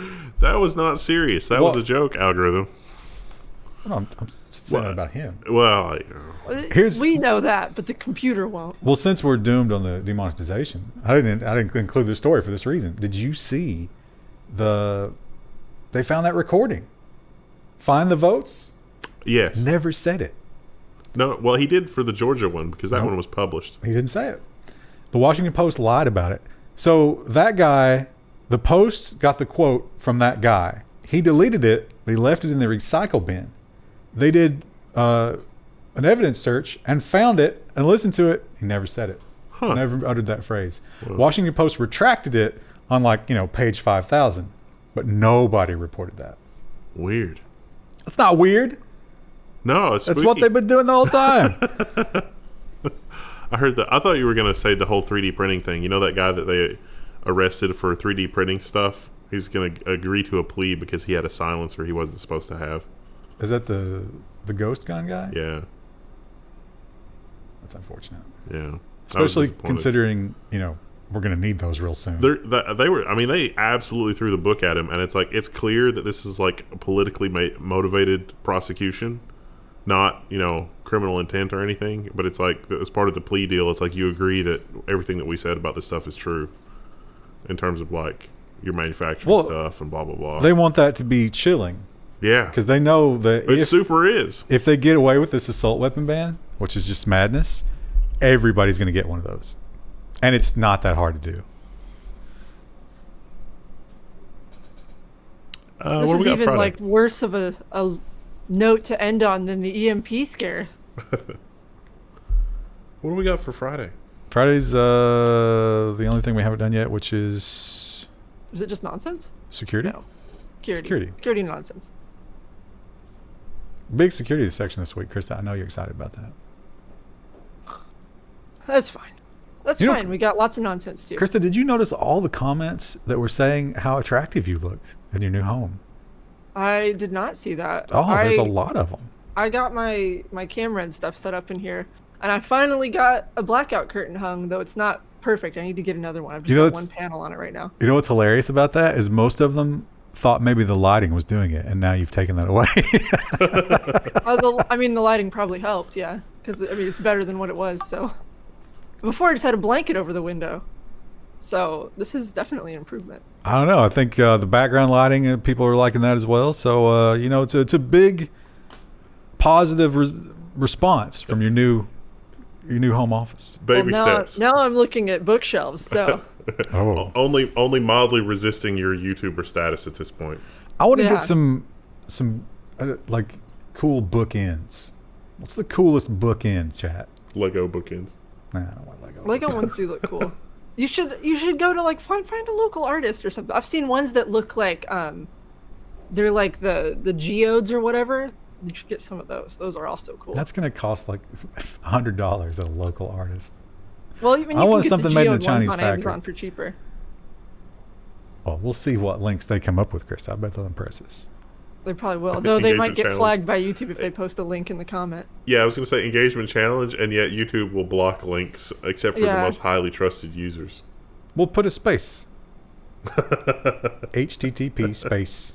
Yeah. You're going to be installing so much malware on your computer unintentionally. You're like, I want to find a cool bookend. Oh, no.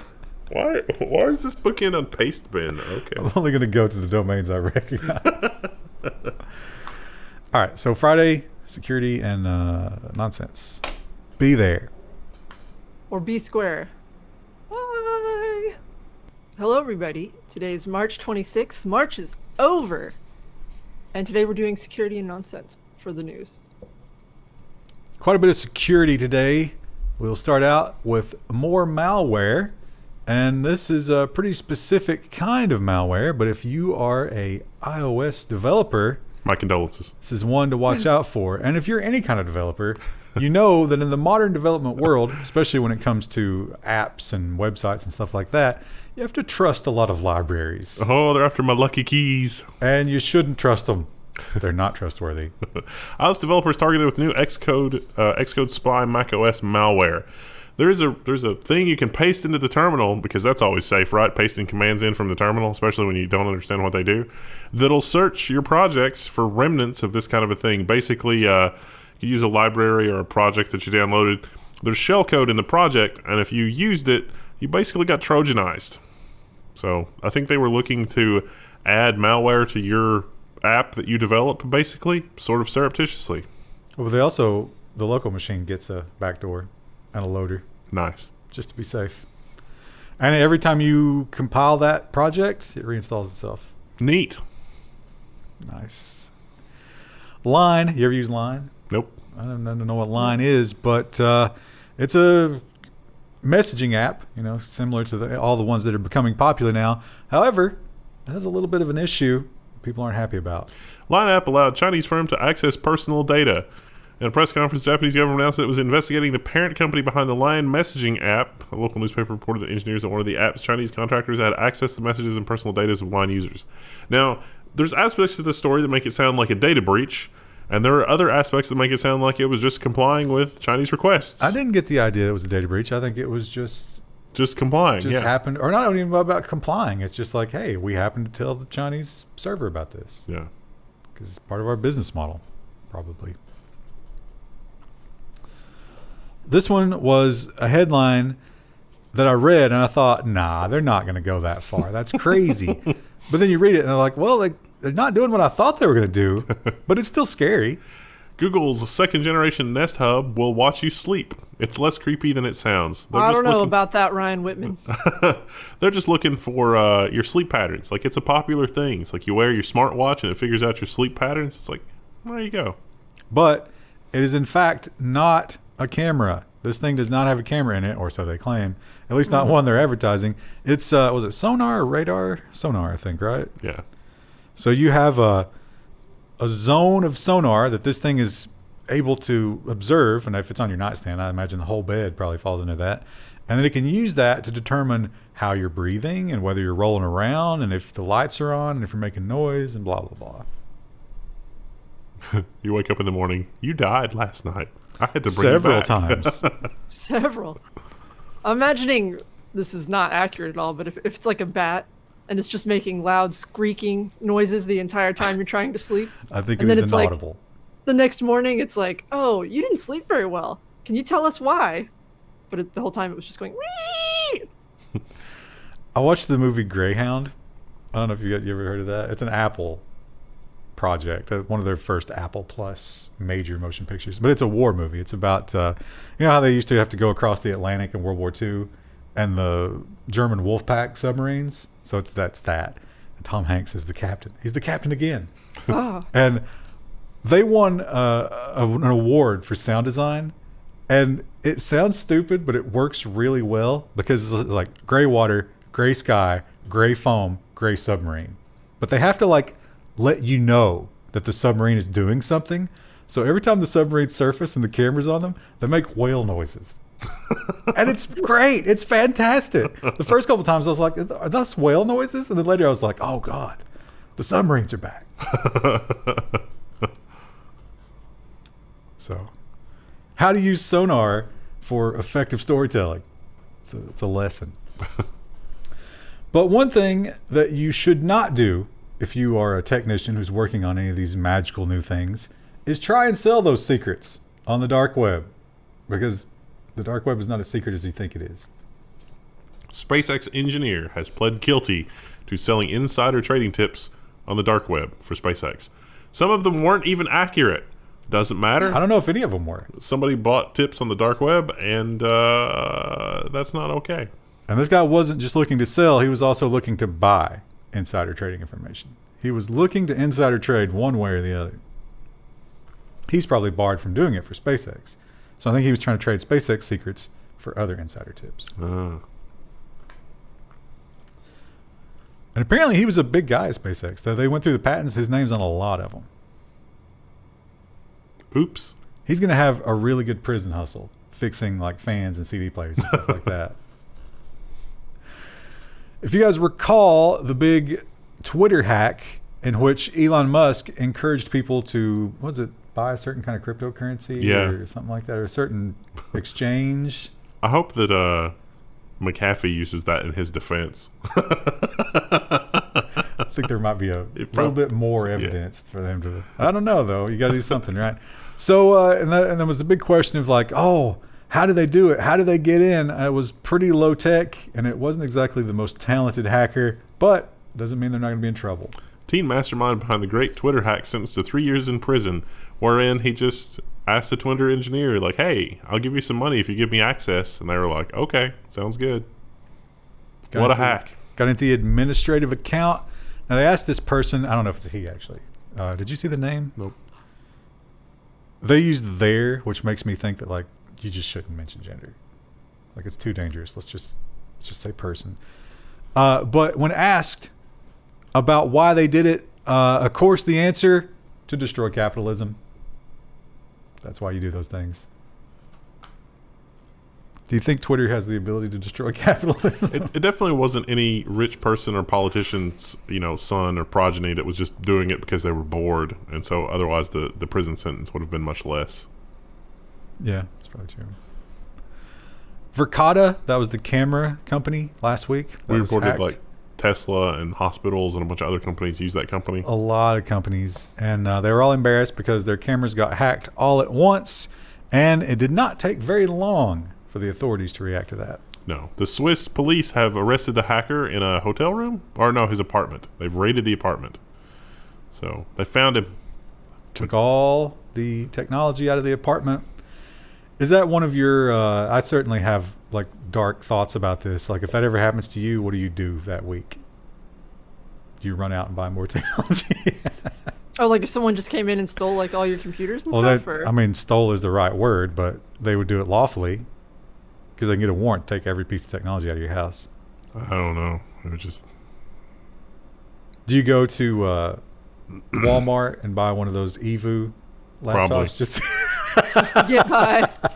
Yeah. remember the time that you had to use that pink iPhone because you broke your phone and you couldn't live without it. If I I recall- feel like you would just have like a buried laptop somewhere in your yard, like the one that they don't know about. That's a good idea. If I recall correctly, you lasted less than 24 hours of Yeah. iPhone use. Yeah. Yeah, it was bad. Well, that is not the only person who was leaking stuff and making trouble for the big tech companies by knowing too much and sharing that knowledge. Apple sues former MacBook product design employee for allegedly leaking to the press. Apparently, he was leaking memos and stuff from internal meetings. They finally figured it out, and they took him down. The thing I think that really killed him here is that he resigned, but it was one of those situations where he was just like finishing out his 2 weeks. And they're like, all right, don't go to any more meetings because, you're not in the circle of trust anymore. And he's like, oh, yeah. And he went to all the meetings. Pro criminal tip. And over in China, now our tech companies are certainly losing their mind over this, but I imagine the Chinese companies are losing their mind a little bit more. In a different way. It's not just money that is at risk for them. Tech giants in China are developing ways to bypass Apple's new privacy rules.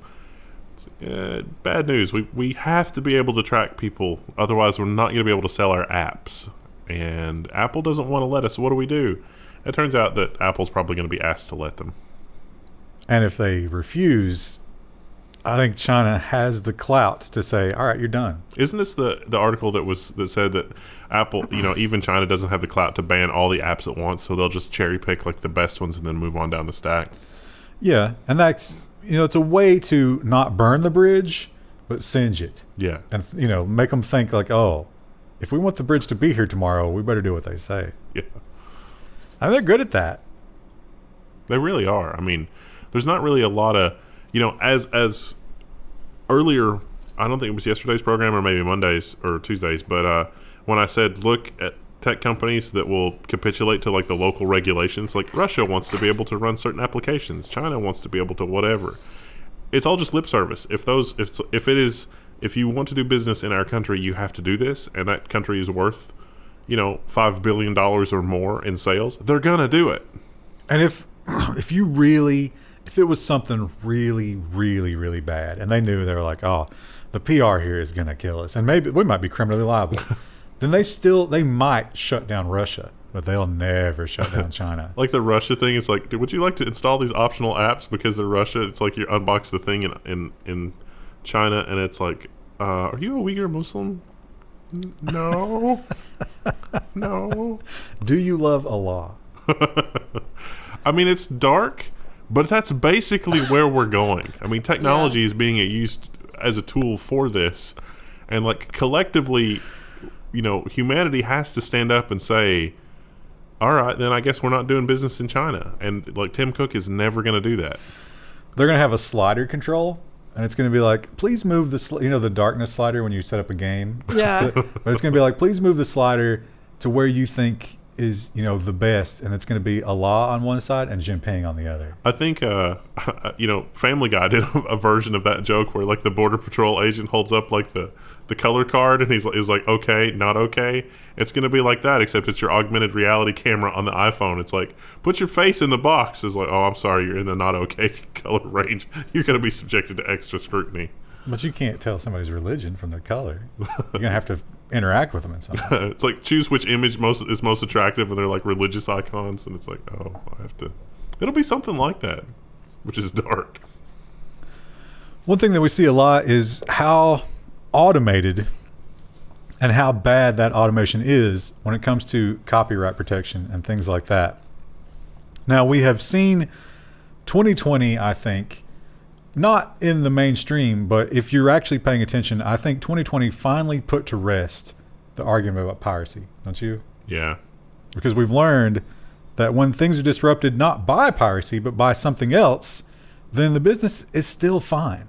There is no truth to this idea of lost stuff. But the whole thing is just automated now. The robots are out there, and when they see anything that they think is bad, they attack it, which leads to hilariousness. Adobe goes after a 27-year-old quote-unquote pirated copy of Acrobat Reader 1.0 for DOS.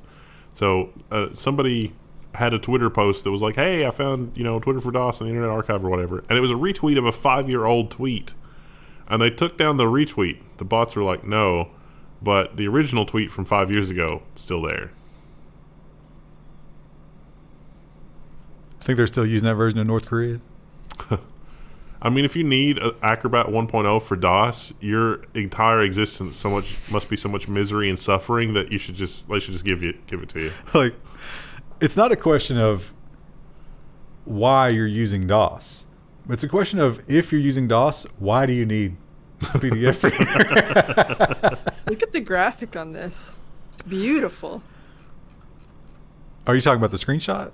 The old logo. Yeah, the old logo. Yeah, they got how that's it like was the, meant to be viewed. It's like the Windows 1.0 icon. Yeah. It's registered to user company. I had a lot of software that was registered to user company, didn't you?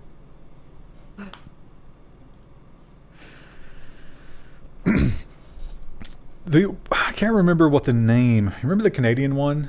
There are several companies that make these like super encrypted crime phones, and they market them as such. That's the mistake. The problem with all the super encrypted crime phones is that if the crime people know about them, guess who else knows about them? And it's really only a matter of time. In this case, the matter of time is, how long does it take for the FBI to get involved? That's how long you have. Cracking of encrypted messaging service dealt major blow to organized crime.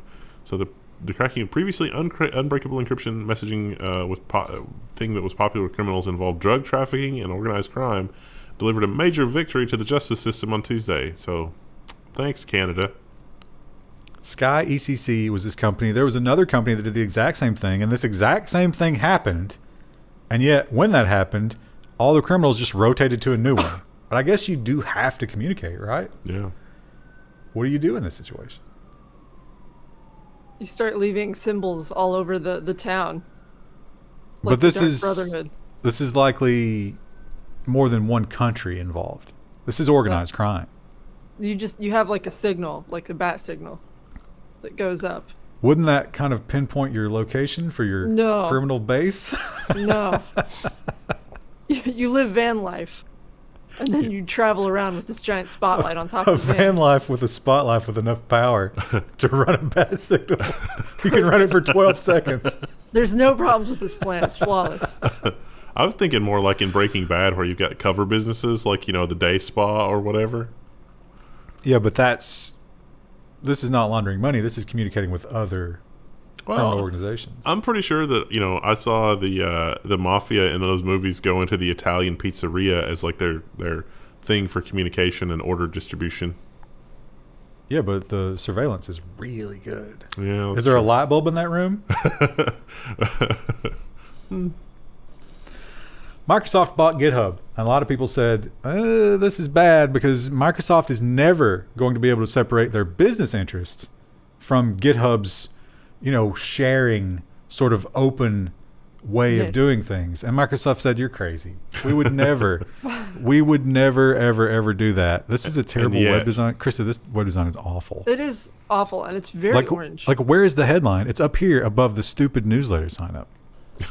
Inside Dev, GitHub removed a proof of concept exploit for Exchange. So if you're just now hearing about the on-premise Microsoft Exchange security vulnerability, where have you been? Have you been in a coma? I've got some bad news. Your stuff is already compromised. It's time to just format and reinstall. There was a proof of concept on GitHub, and then Microsoft took it down. And then they put it back, and then they took it down, and then they put it back again. But the important thing to point out here is this was after the patch. So presumably, this guy was like, oh, it's been patched. Now we can research it. No. There's still like 100,000 Exchange servers out there that have got problems. But how long do you wait to study this? In this case, if the exploit was in the wild, you're already compromised. Like, somebody should have taken the proof of concept exploit to make something that would prevent the system from being exploited to protect those idiot administrators from themselves. And yet that's being slowed down. Yeah. Because People that didn't update are at risk. There is a least amount of damage somewhere in the middle there, I guess. I don't know what it is. Knee-jerk Microsoft reactions. It's not good. I'm looking at the source code on this website because I was like, surely there's something that's missing here or is malformatted. It's all bad, though. It's using Bootstrap, but, like, they've done horrible, weird things. I thought you were talking about the source code of the exploit. I was like, I didn't see that. No, I'm looking at the source code of Inside Dev. Because I was like, surely that must just be something like a missing div that popped up, but it wasn't supposed to be there. But no, I think this is just poorly done. Yeah, incredibly poorly done. Weird. Do you remember the Ethereum cats? Yeah. And that where they could breed them and then that kind of thing. And for like a week, that was massive. Have you heard about the cats since then? Nope. Do you think this is another yes. example of this cat? is another, I think learn from the lesson of Ethereum cats. And there's a guy eating ice out of a lake, and I don't know what he has to do with anything about this. New York City man has sold a fart for $85, cashing in on an NFT craze. That is a non-fungible token.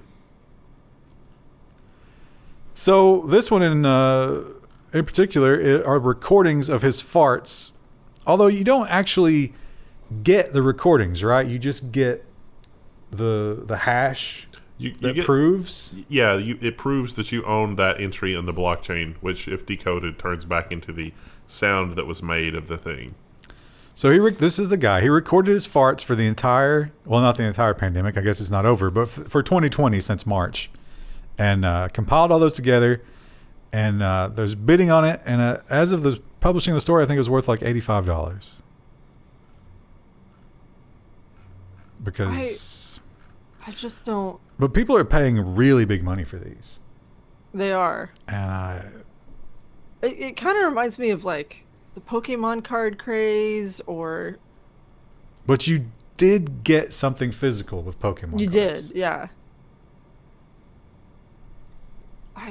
It's a weird world we're moving into. I couldn't afford the really good Magic the Gathering cards, and I would take all the cards that I didn't want and sand them, and I made a little apparatus for my inkjet printer so that I could print the card that I wanted on the sanded card. And it didn't look like as good as the other card, but it was like in the deck and for shuffling purposes and stuff like that, you couldn't tell that it wasn't a real card. Are you saying you cheated? They could? Yeah, they knew. They knew what you were up to. That's not allowed in tournament play. Yeah, that's not allowed in tournament play. I thought they turned out pretty good. I couldn't tell. There were, they did have proxy tournaments. You ever play one of those? Mm-mm. Proxy tournament, you could just be like you just take a mana card and a marker and just like put a big X on it and write Black Lotus. And that was a proxy. That's basically what I did, yeah. So you could do that, but they didn't give big prizes for those tournaments. Because they wanted you to buy the really expensive cards. Yeah, exactly. Up on the space station, they are, you might say that they're a bit of clean freaks. It's real important to keep that place clean. And when they clean stuff, they're up there doing science. They got nothing else to do all day, right? Although I bet they're having sex. And they have discovered it's frowned upon. Something amazing. Microbes unknown to science have been discovered on the International Space Station. That's not really a big deal. I mean, you could just, swab a random thing and probably find microbes unknown to science. But they found 3 that were known to science in a HEPA air filter, and then another one that wasn't. They believe this comes from their farming efforts up there. Or it's the Andromeda strain, and we're all going to die when they come back. That is the only other option. Only. Krista, they're up there in the vacuum of space farming, and you don't even have your lettuce out. I don't have my lettuce out yet. It's too cold here. I can't put them out yet. Oh, I don't want your excuses. The radishes are doing great, though. I'm going to have to thin them. Was this like the 2000s? Early 2000s? Yeah, it was a long time ago. Yeah, I remember this when I was like in middle school. And I bet these guys thought, wow, that was an interesting time in my life that I'll never have to relive. But no, literally both of them are back. Intel puts the Apple's I'm a Mac guy into new ads praising PCs. I think that they should have got Joel Hodgman back. He was cooler. Was that the other one? Yeah. But Microsoft has him, or Apple has him. They swapped. So Intel got this guy, and Apple got the other guy. But Apple only used him on the stage. They didn't put him in the commercial, but Intel's like, oh, we're doing another commercial. Why are they advertising right now? Yeah, That's the bigger question. Just to rub our faces in it? to keep you engaged with the brand. Right. I suppose. Here's I have a critical question about this project, but let's hear about it first. Scientists want to send 335 million seed, sperm, and egg samples to the moon to create a lunar Noah's Ark. Okay, so this is serious catastrophe. They pointed out that 75,000 years ago we had that ice age, and that probably wiped out a big part of humanity. A lot of people believe that we were a much more diverse group before that. It was just like, we're all gone. We got confirmation that the Gulf of Mexico basically is one giant meteor crater. I mean, not really, but... So, it's something real bad. Yeah. Real bad. How do we get back to the moon after that? Well, the society would have to rebuild itself to a point that we have lunar travel again. And then... It would only take, thousands of years. Yeah, and that knowledge has to survive as well as whatever's on the moon. I think this is a good idea. This is basically the strategy for the Great Pyramids. It's like the pyramids were complicated enough that, traveling marauders couldn't really deface it. And then when society advanced to a point, it's like we could deal with it again. But when we they were opened up... on the same planet, though. Like, you could access them readily.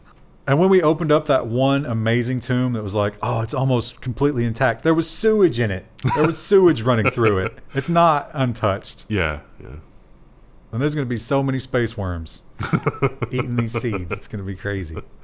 So much radiation damage. It's like, oh, yeah, plants don't like radiation. I forgot.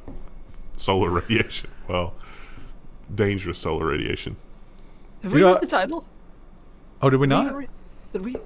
I immediately forgot. Yeah. No, I read the title. I thought Wendell did it. I totally did. Okay, yeah. My brain just turned off for that split second. I've discovered when I look at a list of movies, I don't care about any of them. But if I just go to Google Play and watch some trailers, I can get caught up in a movie. And that's been working. So I'll watch a trailer and be like, I'll watch that, and I'll watch it. And I'm like, I don't regret this. And one I've never seen that's on my list is Avatar. Who knew? It's not awful. Did you like it? Marvel congratulates Avatar on its return to the global box office #1 crown. We love you 3000. So all the comic book movies, they were the global box office crown, and then Avatar was released in China as like a special edition, and now Avatar's back on top. It didn't make a lot of money, but it was just at $7.8 million. That's all it had to make to take back the top spot. And it was released in China, so it made that money. Well, it's the weird accounting, though, because it was $2.8 billion versus $2.79 billion. Yeah, that's the difference. 7.8 million. That's the gap. Yeah. Yeah. So they made more than that, but just not a whole lot. It was like 12 million, right, that they made over the weekend or something. Yeah. And that was enough to do it. It's a weird time for movies, for sure. Avatar's okay. It's a movie. It's very visually stunning. How do you stack it up to Avengers? I'd say it's better than the Avengers. Well, there you go. But I'm not a Marvel fangirl, so. Engagement challenge. I want an essay on which movie is better and why. I'm sure someone will take you up on that. Yeah. Is that dog alive? Did you see that? What? She just got up and walked away. No, not your dog. Oh. There's no scrubber here. I think we were watching an ad. No, it said funeral director. It was Anyway. We've talked about this before, but they are finally kicking it off. I don't know that I care about this, but I definitely have that Frank Reynolds mentality of just throw me in the trash. I don't care. This will be fine with me. Gonna change the world inside the first large-scale human composting facility.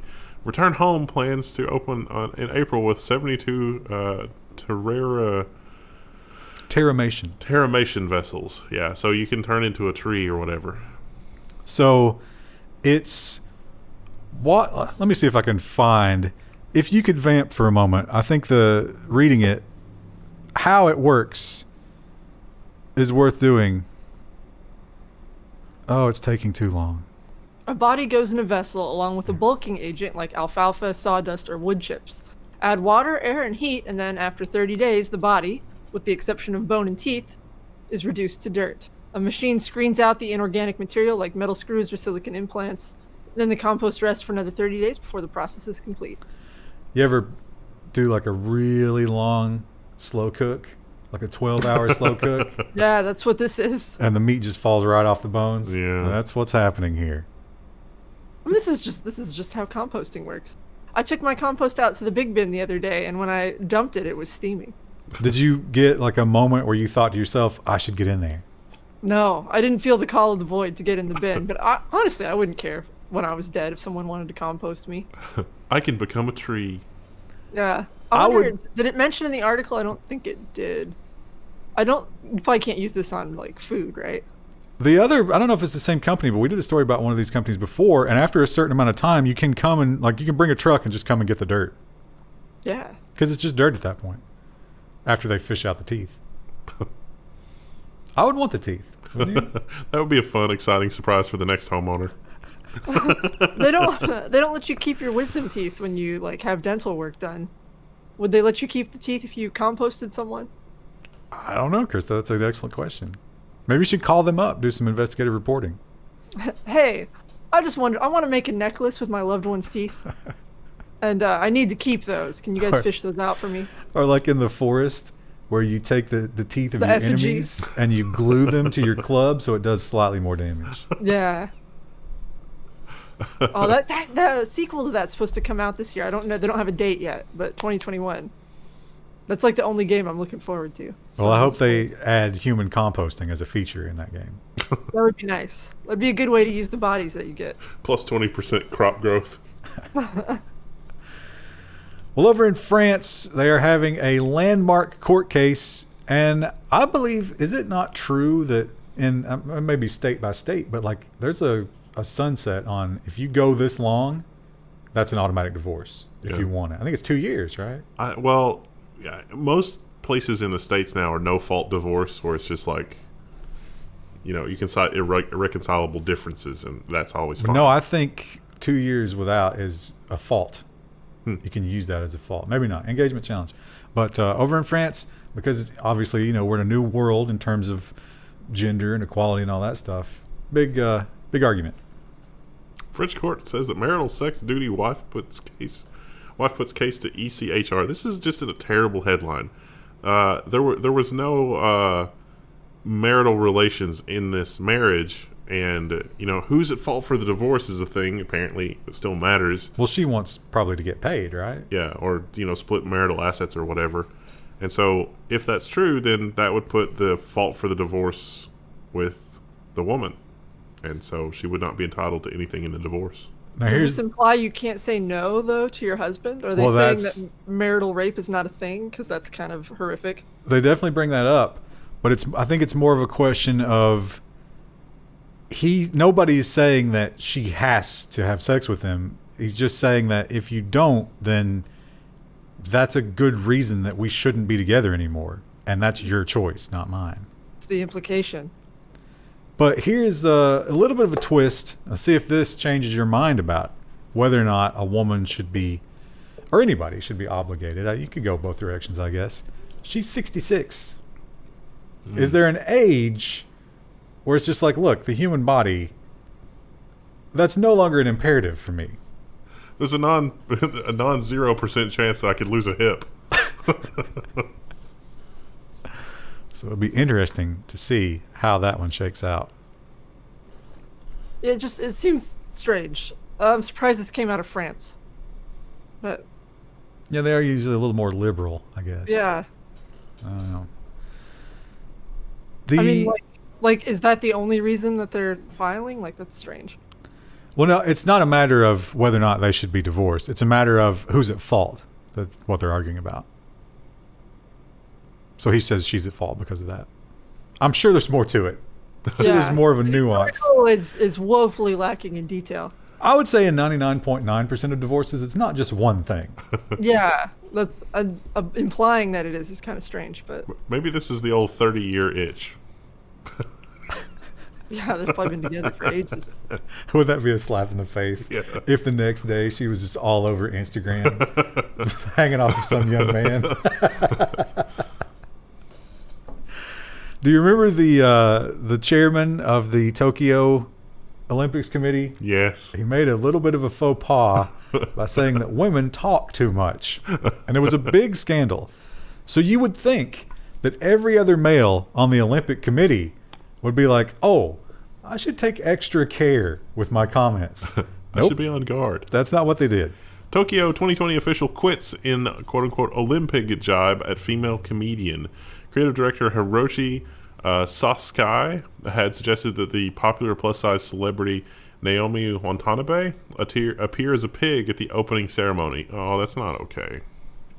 Yeah, that's just being an asshole. Like, it's not even anything that can be a little bit misconstrued. It's like, no, you're just being a jerk to be a jerk.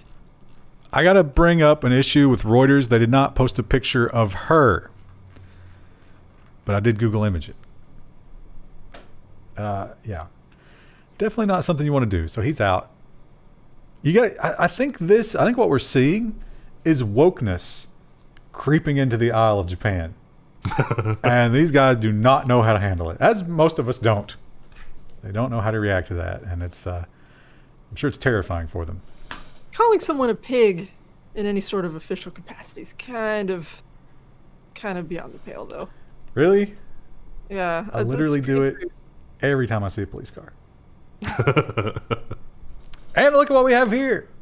Oh no. A pig.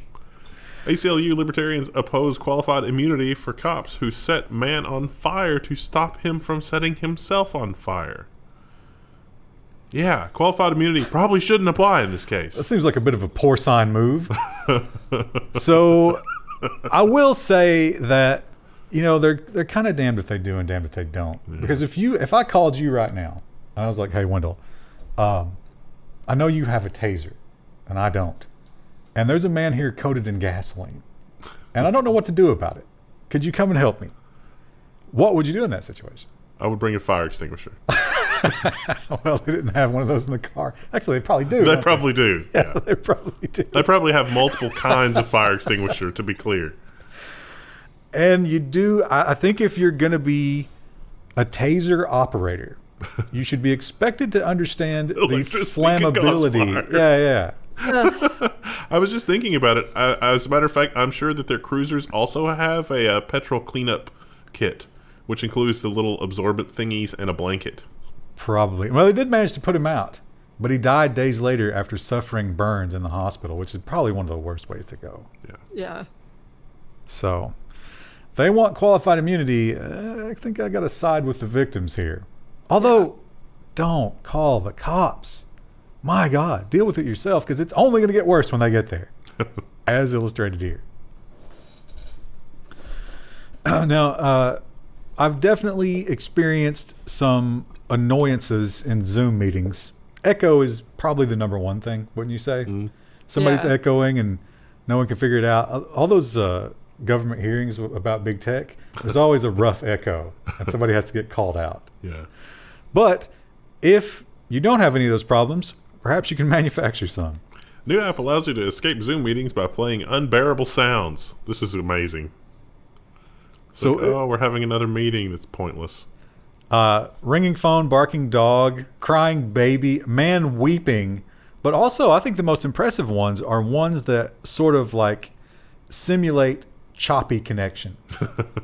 So it makes noises and it's just like, you know, little blurps and chips. And they're like, oh, you're having a really bad connection. No, it's just your phone playing those noises.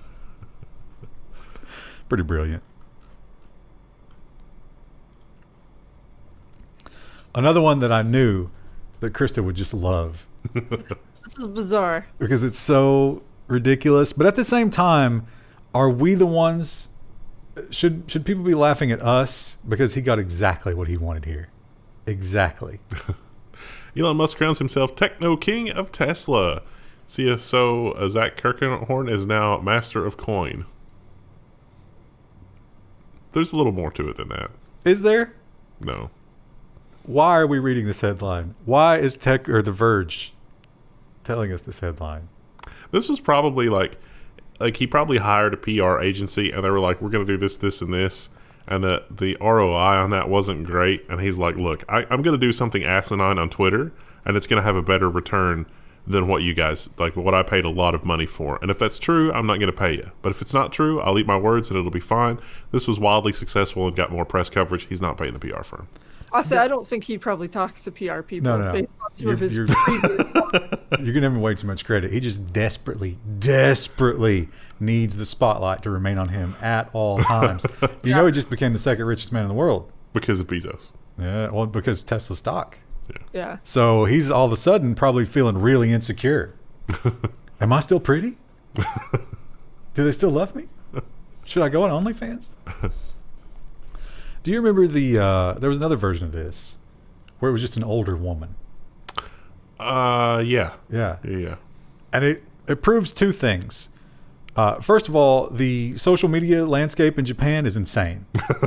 And secondly, these filters are getting incredible. Now, I've carefully scrolled so we don't get to see it till after the headline. Female motorcyclist in Japan goes viral for good looks. Turns out he's a 50-year-old uncle. Are you ready for it? It is actually legit insane. That's crazy. Now, the big question here, that is his real hair, I believe. Mm-hmm. How much time per day? Probably a while. But, there are clues. Like, look at that build. Like, that's not... It's like, but under the racing suit. jacket, you can't quite tell. There could be a lot of padding. Yeah. No, there definitely is. And there's a lot of leather because, the suit is designed for you to fall off a motorcycle and slide for some amount of time. Did you see how I got caught? The mirror. He posted a picture where the mirror was visible. That'll get you every time. But this was a huge account. Look at that. How crazy is that? I now realize that's on like every image of any person you ever see. Like this is an extreme example, but like when people post selfies, it's not just a picture of them. It's like a picture of them that's been like airbrushed out of existence. Look at the girly frilly stuff on the helmet. And the pink rims. Mm-hmm. He can silence all of this criticism immediately by saying that he identifies as female. No, he's already admitted that. I think that's a limp pig. I think this is a screenshot from a variety show. I think that's her. But he has already admitted that the reason he did it was because he wanted people to look at his motorcycle pictures, but no one wanted to look at a 50-year-old man. And that was his explanation. It's like, it's obvious, right? You know the VTuber thing where it's like the anime girls that get mapped onto like real people that are interacting? What we need to do is do a filter for us and like swap everything for the thing and just, do that one day and not tell anybody. It's really good. That is crazy. Yeah, I've seen that on Twitch. One of the people I follow who streams Overwatch, they have that, and they're like a cat person. And it's weird because it talks and like looks at the chat when they do. I don't want the animated cat person. I want the Cats, the musical, the movie. Butthole edit or non-butthole Nobody edit? wants that. That makes people angry. Why is there a United States Air Force logo on this? They're a sponsor. Supporting a young lady starting to ride a motorcycle. You think that would lead to a lot of recruiting dollars? The hairline's a little weird in this one, don't you think? Yeah. That could be a red flag. The scalp definitely looks a lot older. Yeah. That is not a 20-year-old girl. Amazing. The Hatsune Miku of motorcycle racers. Oh, this is what got him caught. Yeah. That's the picture. Mm-hmm. Internet sleuths tracked him down. Thought Patrol. Could I like we need to come up with something like this, but we like in the reflections and stuff like that, we put really subtle Easter eggs that slowly build up to like the reveal is that the person using the photo altering software actually looks like Skeletor. Here it is. Are you ready for this? This is going to change everything, chat. machine learning that recognizes reflective surfaces and changes what's on the reflective surface to make it a lizard person. Oh. Or like the scanners people that have like the Well, the lizard people would, because like people would latch onto that. It would be like this. The internet sleuths would be like, "Oh my god, They would lose it's their mind. real." It has a 0.07% chance of inserting Hillary Clinton somewhere in the background. Well, these are not lizards. These are monkeys, but they're a lot like us in many ways, and this is one of those ways. Chimpanzee primates at the Czech Zoo go wild for video calls to make up for the lack of interaction because of the global situation. Zoos up to 150 kilometers apart can now watch each other's daily lives on big screens. So they pointed out that at first, as you might imagine, the monkeys were angry at the other monkeys, and they were like, puffing up their chests and walking up and like banging on it, and they're like, "Oh, we're gonna fight." But after they realized that the other monkeys weren't reacting to them, they started behaving like we do with TV shows. They would go and get snacks. They would sit down and they would watch. When like something tense happened in the other enclosure, they would all like stand up and like get into it. Get excited. I would love to watch the monkeys watching other monkeys. But would you pay for that? Because that might be a way to get funding to these zoos. I don't know, maybe, but they do point out that they're thinking about taking this away when people come back, because the whole idea here is the monkeys weren't interacting with anybody. I think you should leave it. Yeah. Why wouldn't you? What if you started having really good things happen to one set of monkeys, but not the other? Would they become unhappy? What does monkey reality TV look like? Literally just other monkeys. I'm I'm thinking like Big Brother, but chimps. They vote one off. They just take him out and shoot him. Imagine if would the most watched television event of Monkey Zoom history have been Harambe? I bet they would have been super into that. They'd been the edge of their seats.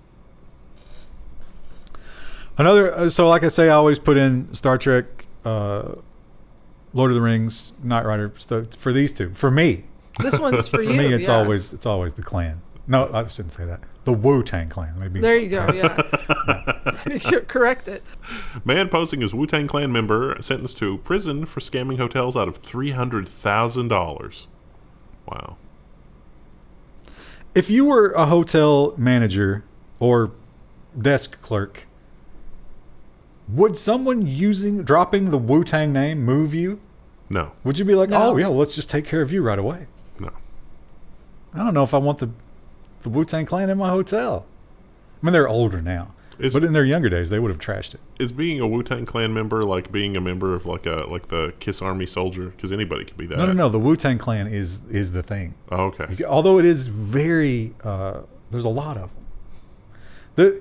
There's a great story here. How long have we gone? 46 minutes. We can do a quick Wu-Tang Yeah, story. do it quick. So, Oh Lord. Wu-Tang got to the point where they were making money just putting their name on other people. Like you could sort of join there's a core Wu-Tang Clan, and then there's like Method Man, who's in the Wu-Tang Clan, but he didn't start out. I'm sure the chat will It's correct like a me. YouTube or Twitch affiliation where like there's the main channel, but then there's like- all these other little tiny peripheral channels. It's like K-pop. Does Necklace Clock Guy fit in here somewhere? No, that's Naughty by Nature. Okay. Yeah, you're way off. But anyway, so they were like getting more and more people, allowing more and more periphery people into the Wu-Tang Clan, and then one of them, I think he got on PCP, cut off his own genitals, and jumped out a window. And after that, a lot of jokes. Dave Chappelle had some great jokes about the guy with he's like the shears. He's like Wu-Tang, and so I think they stopped doing that after that. They were a little more controlled about the roster of the Wu-Tang Clan. What about MC Hammer? MC Hammer is totally his own thing from, I think, the San Francisco Bay Area, but it turns out that the Hammer was active in the Bay Area gangs. Oh, okay. And he is not to be trifled with. Like, even today, you don't want to get on the wrong side of the Hammer. I'd believe it from his Robot Chicken work. Well, It's cold in here. Do you think it's cold in here? It is cold in here. Yeah. It's cold outside too. I've been very cold for like the last 30 minutes or so. But, you know, it was like 80 degrees in here this morning. We're not advertising this week, right?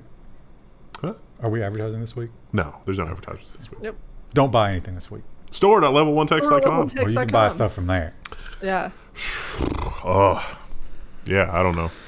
All right, Krista, Thank you give us a Wu-Tang goodbye. Woo! Goodbye. Wu-Tang.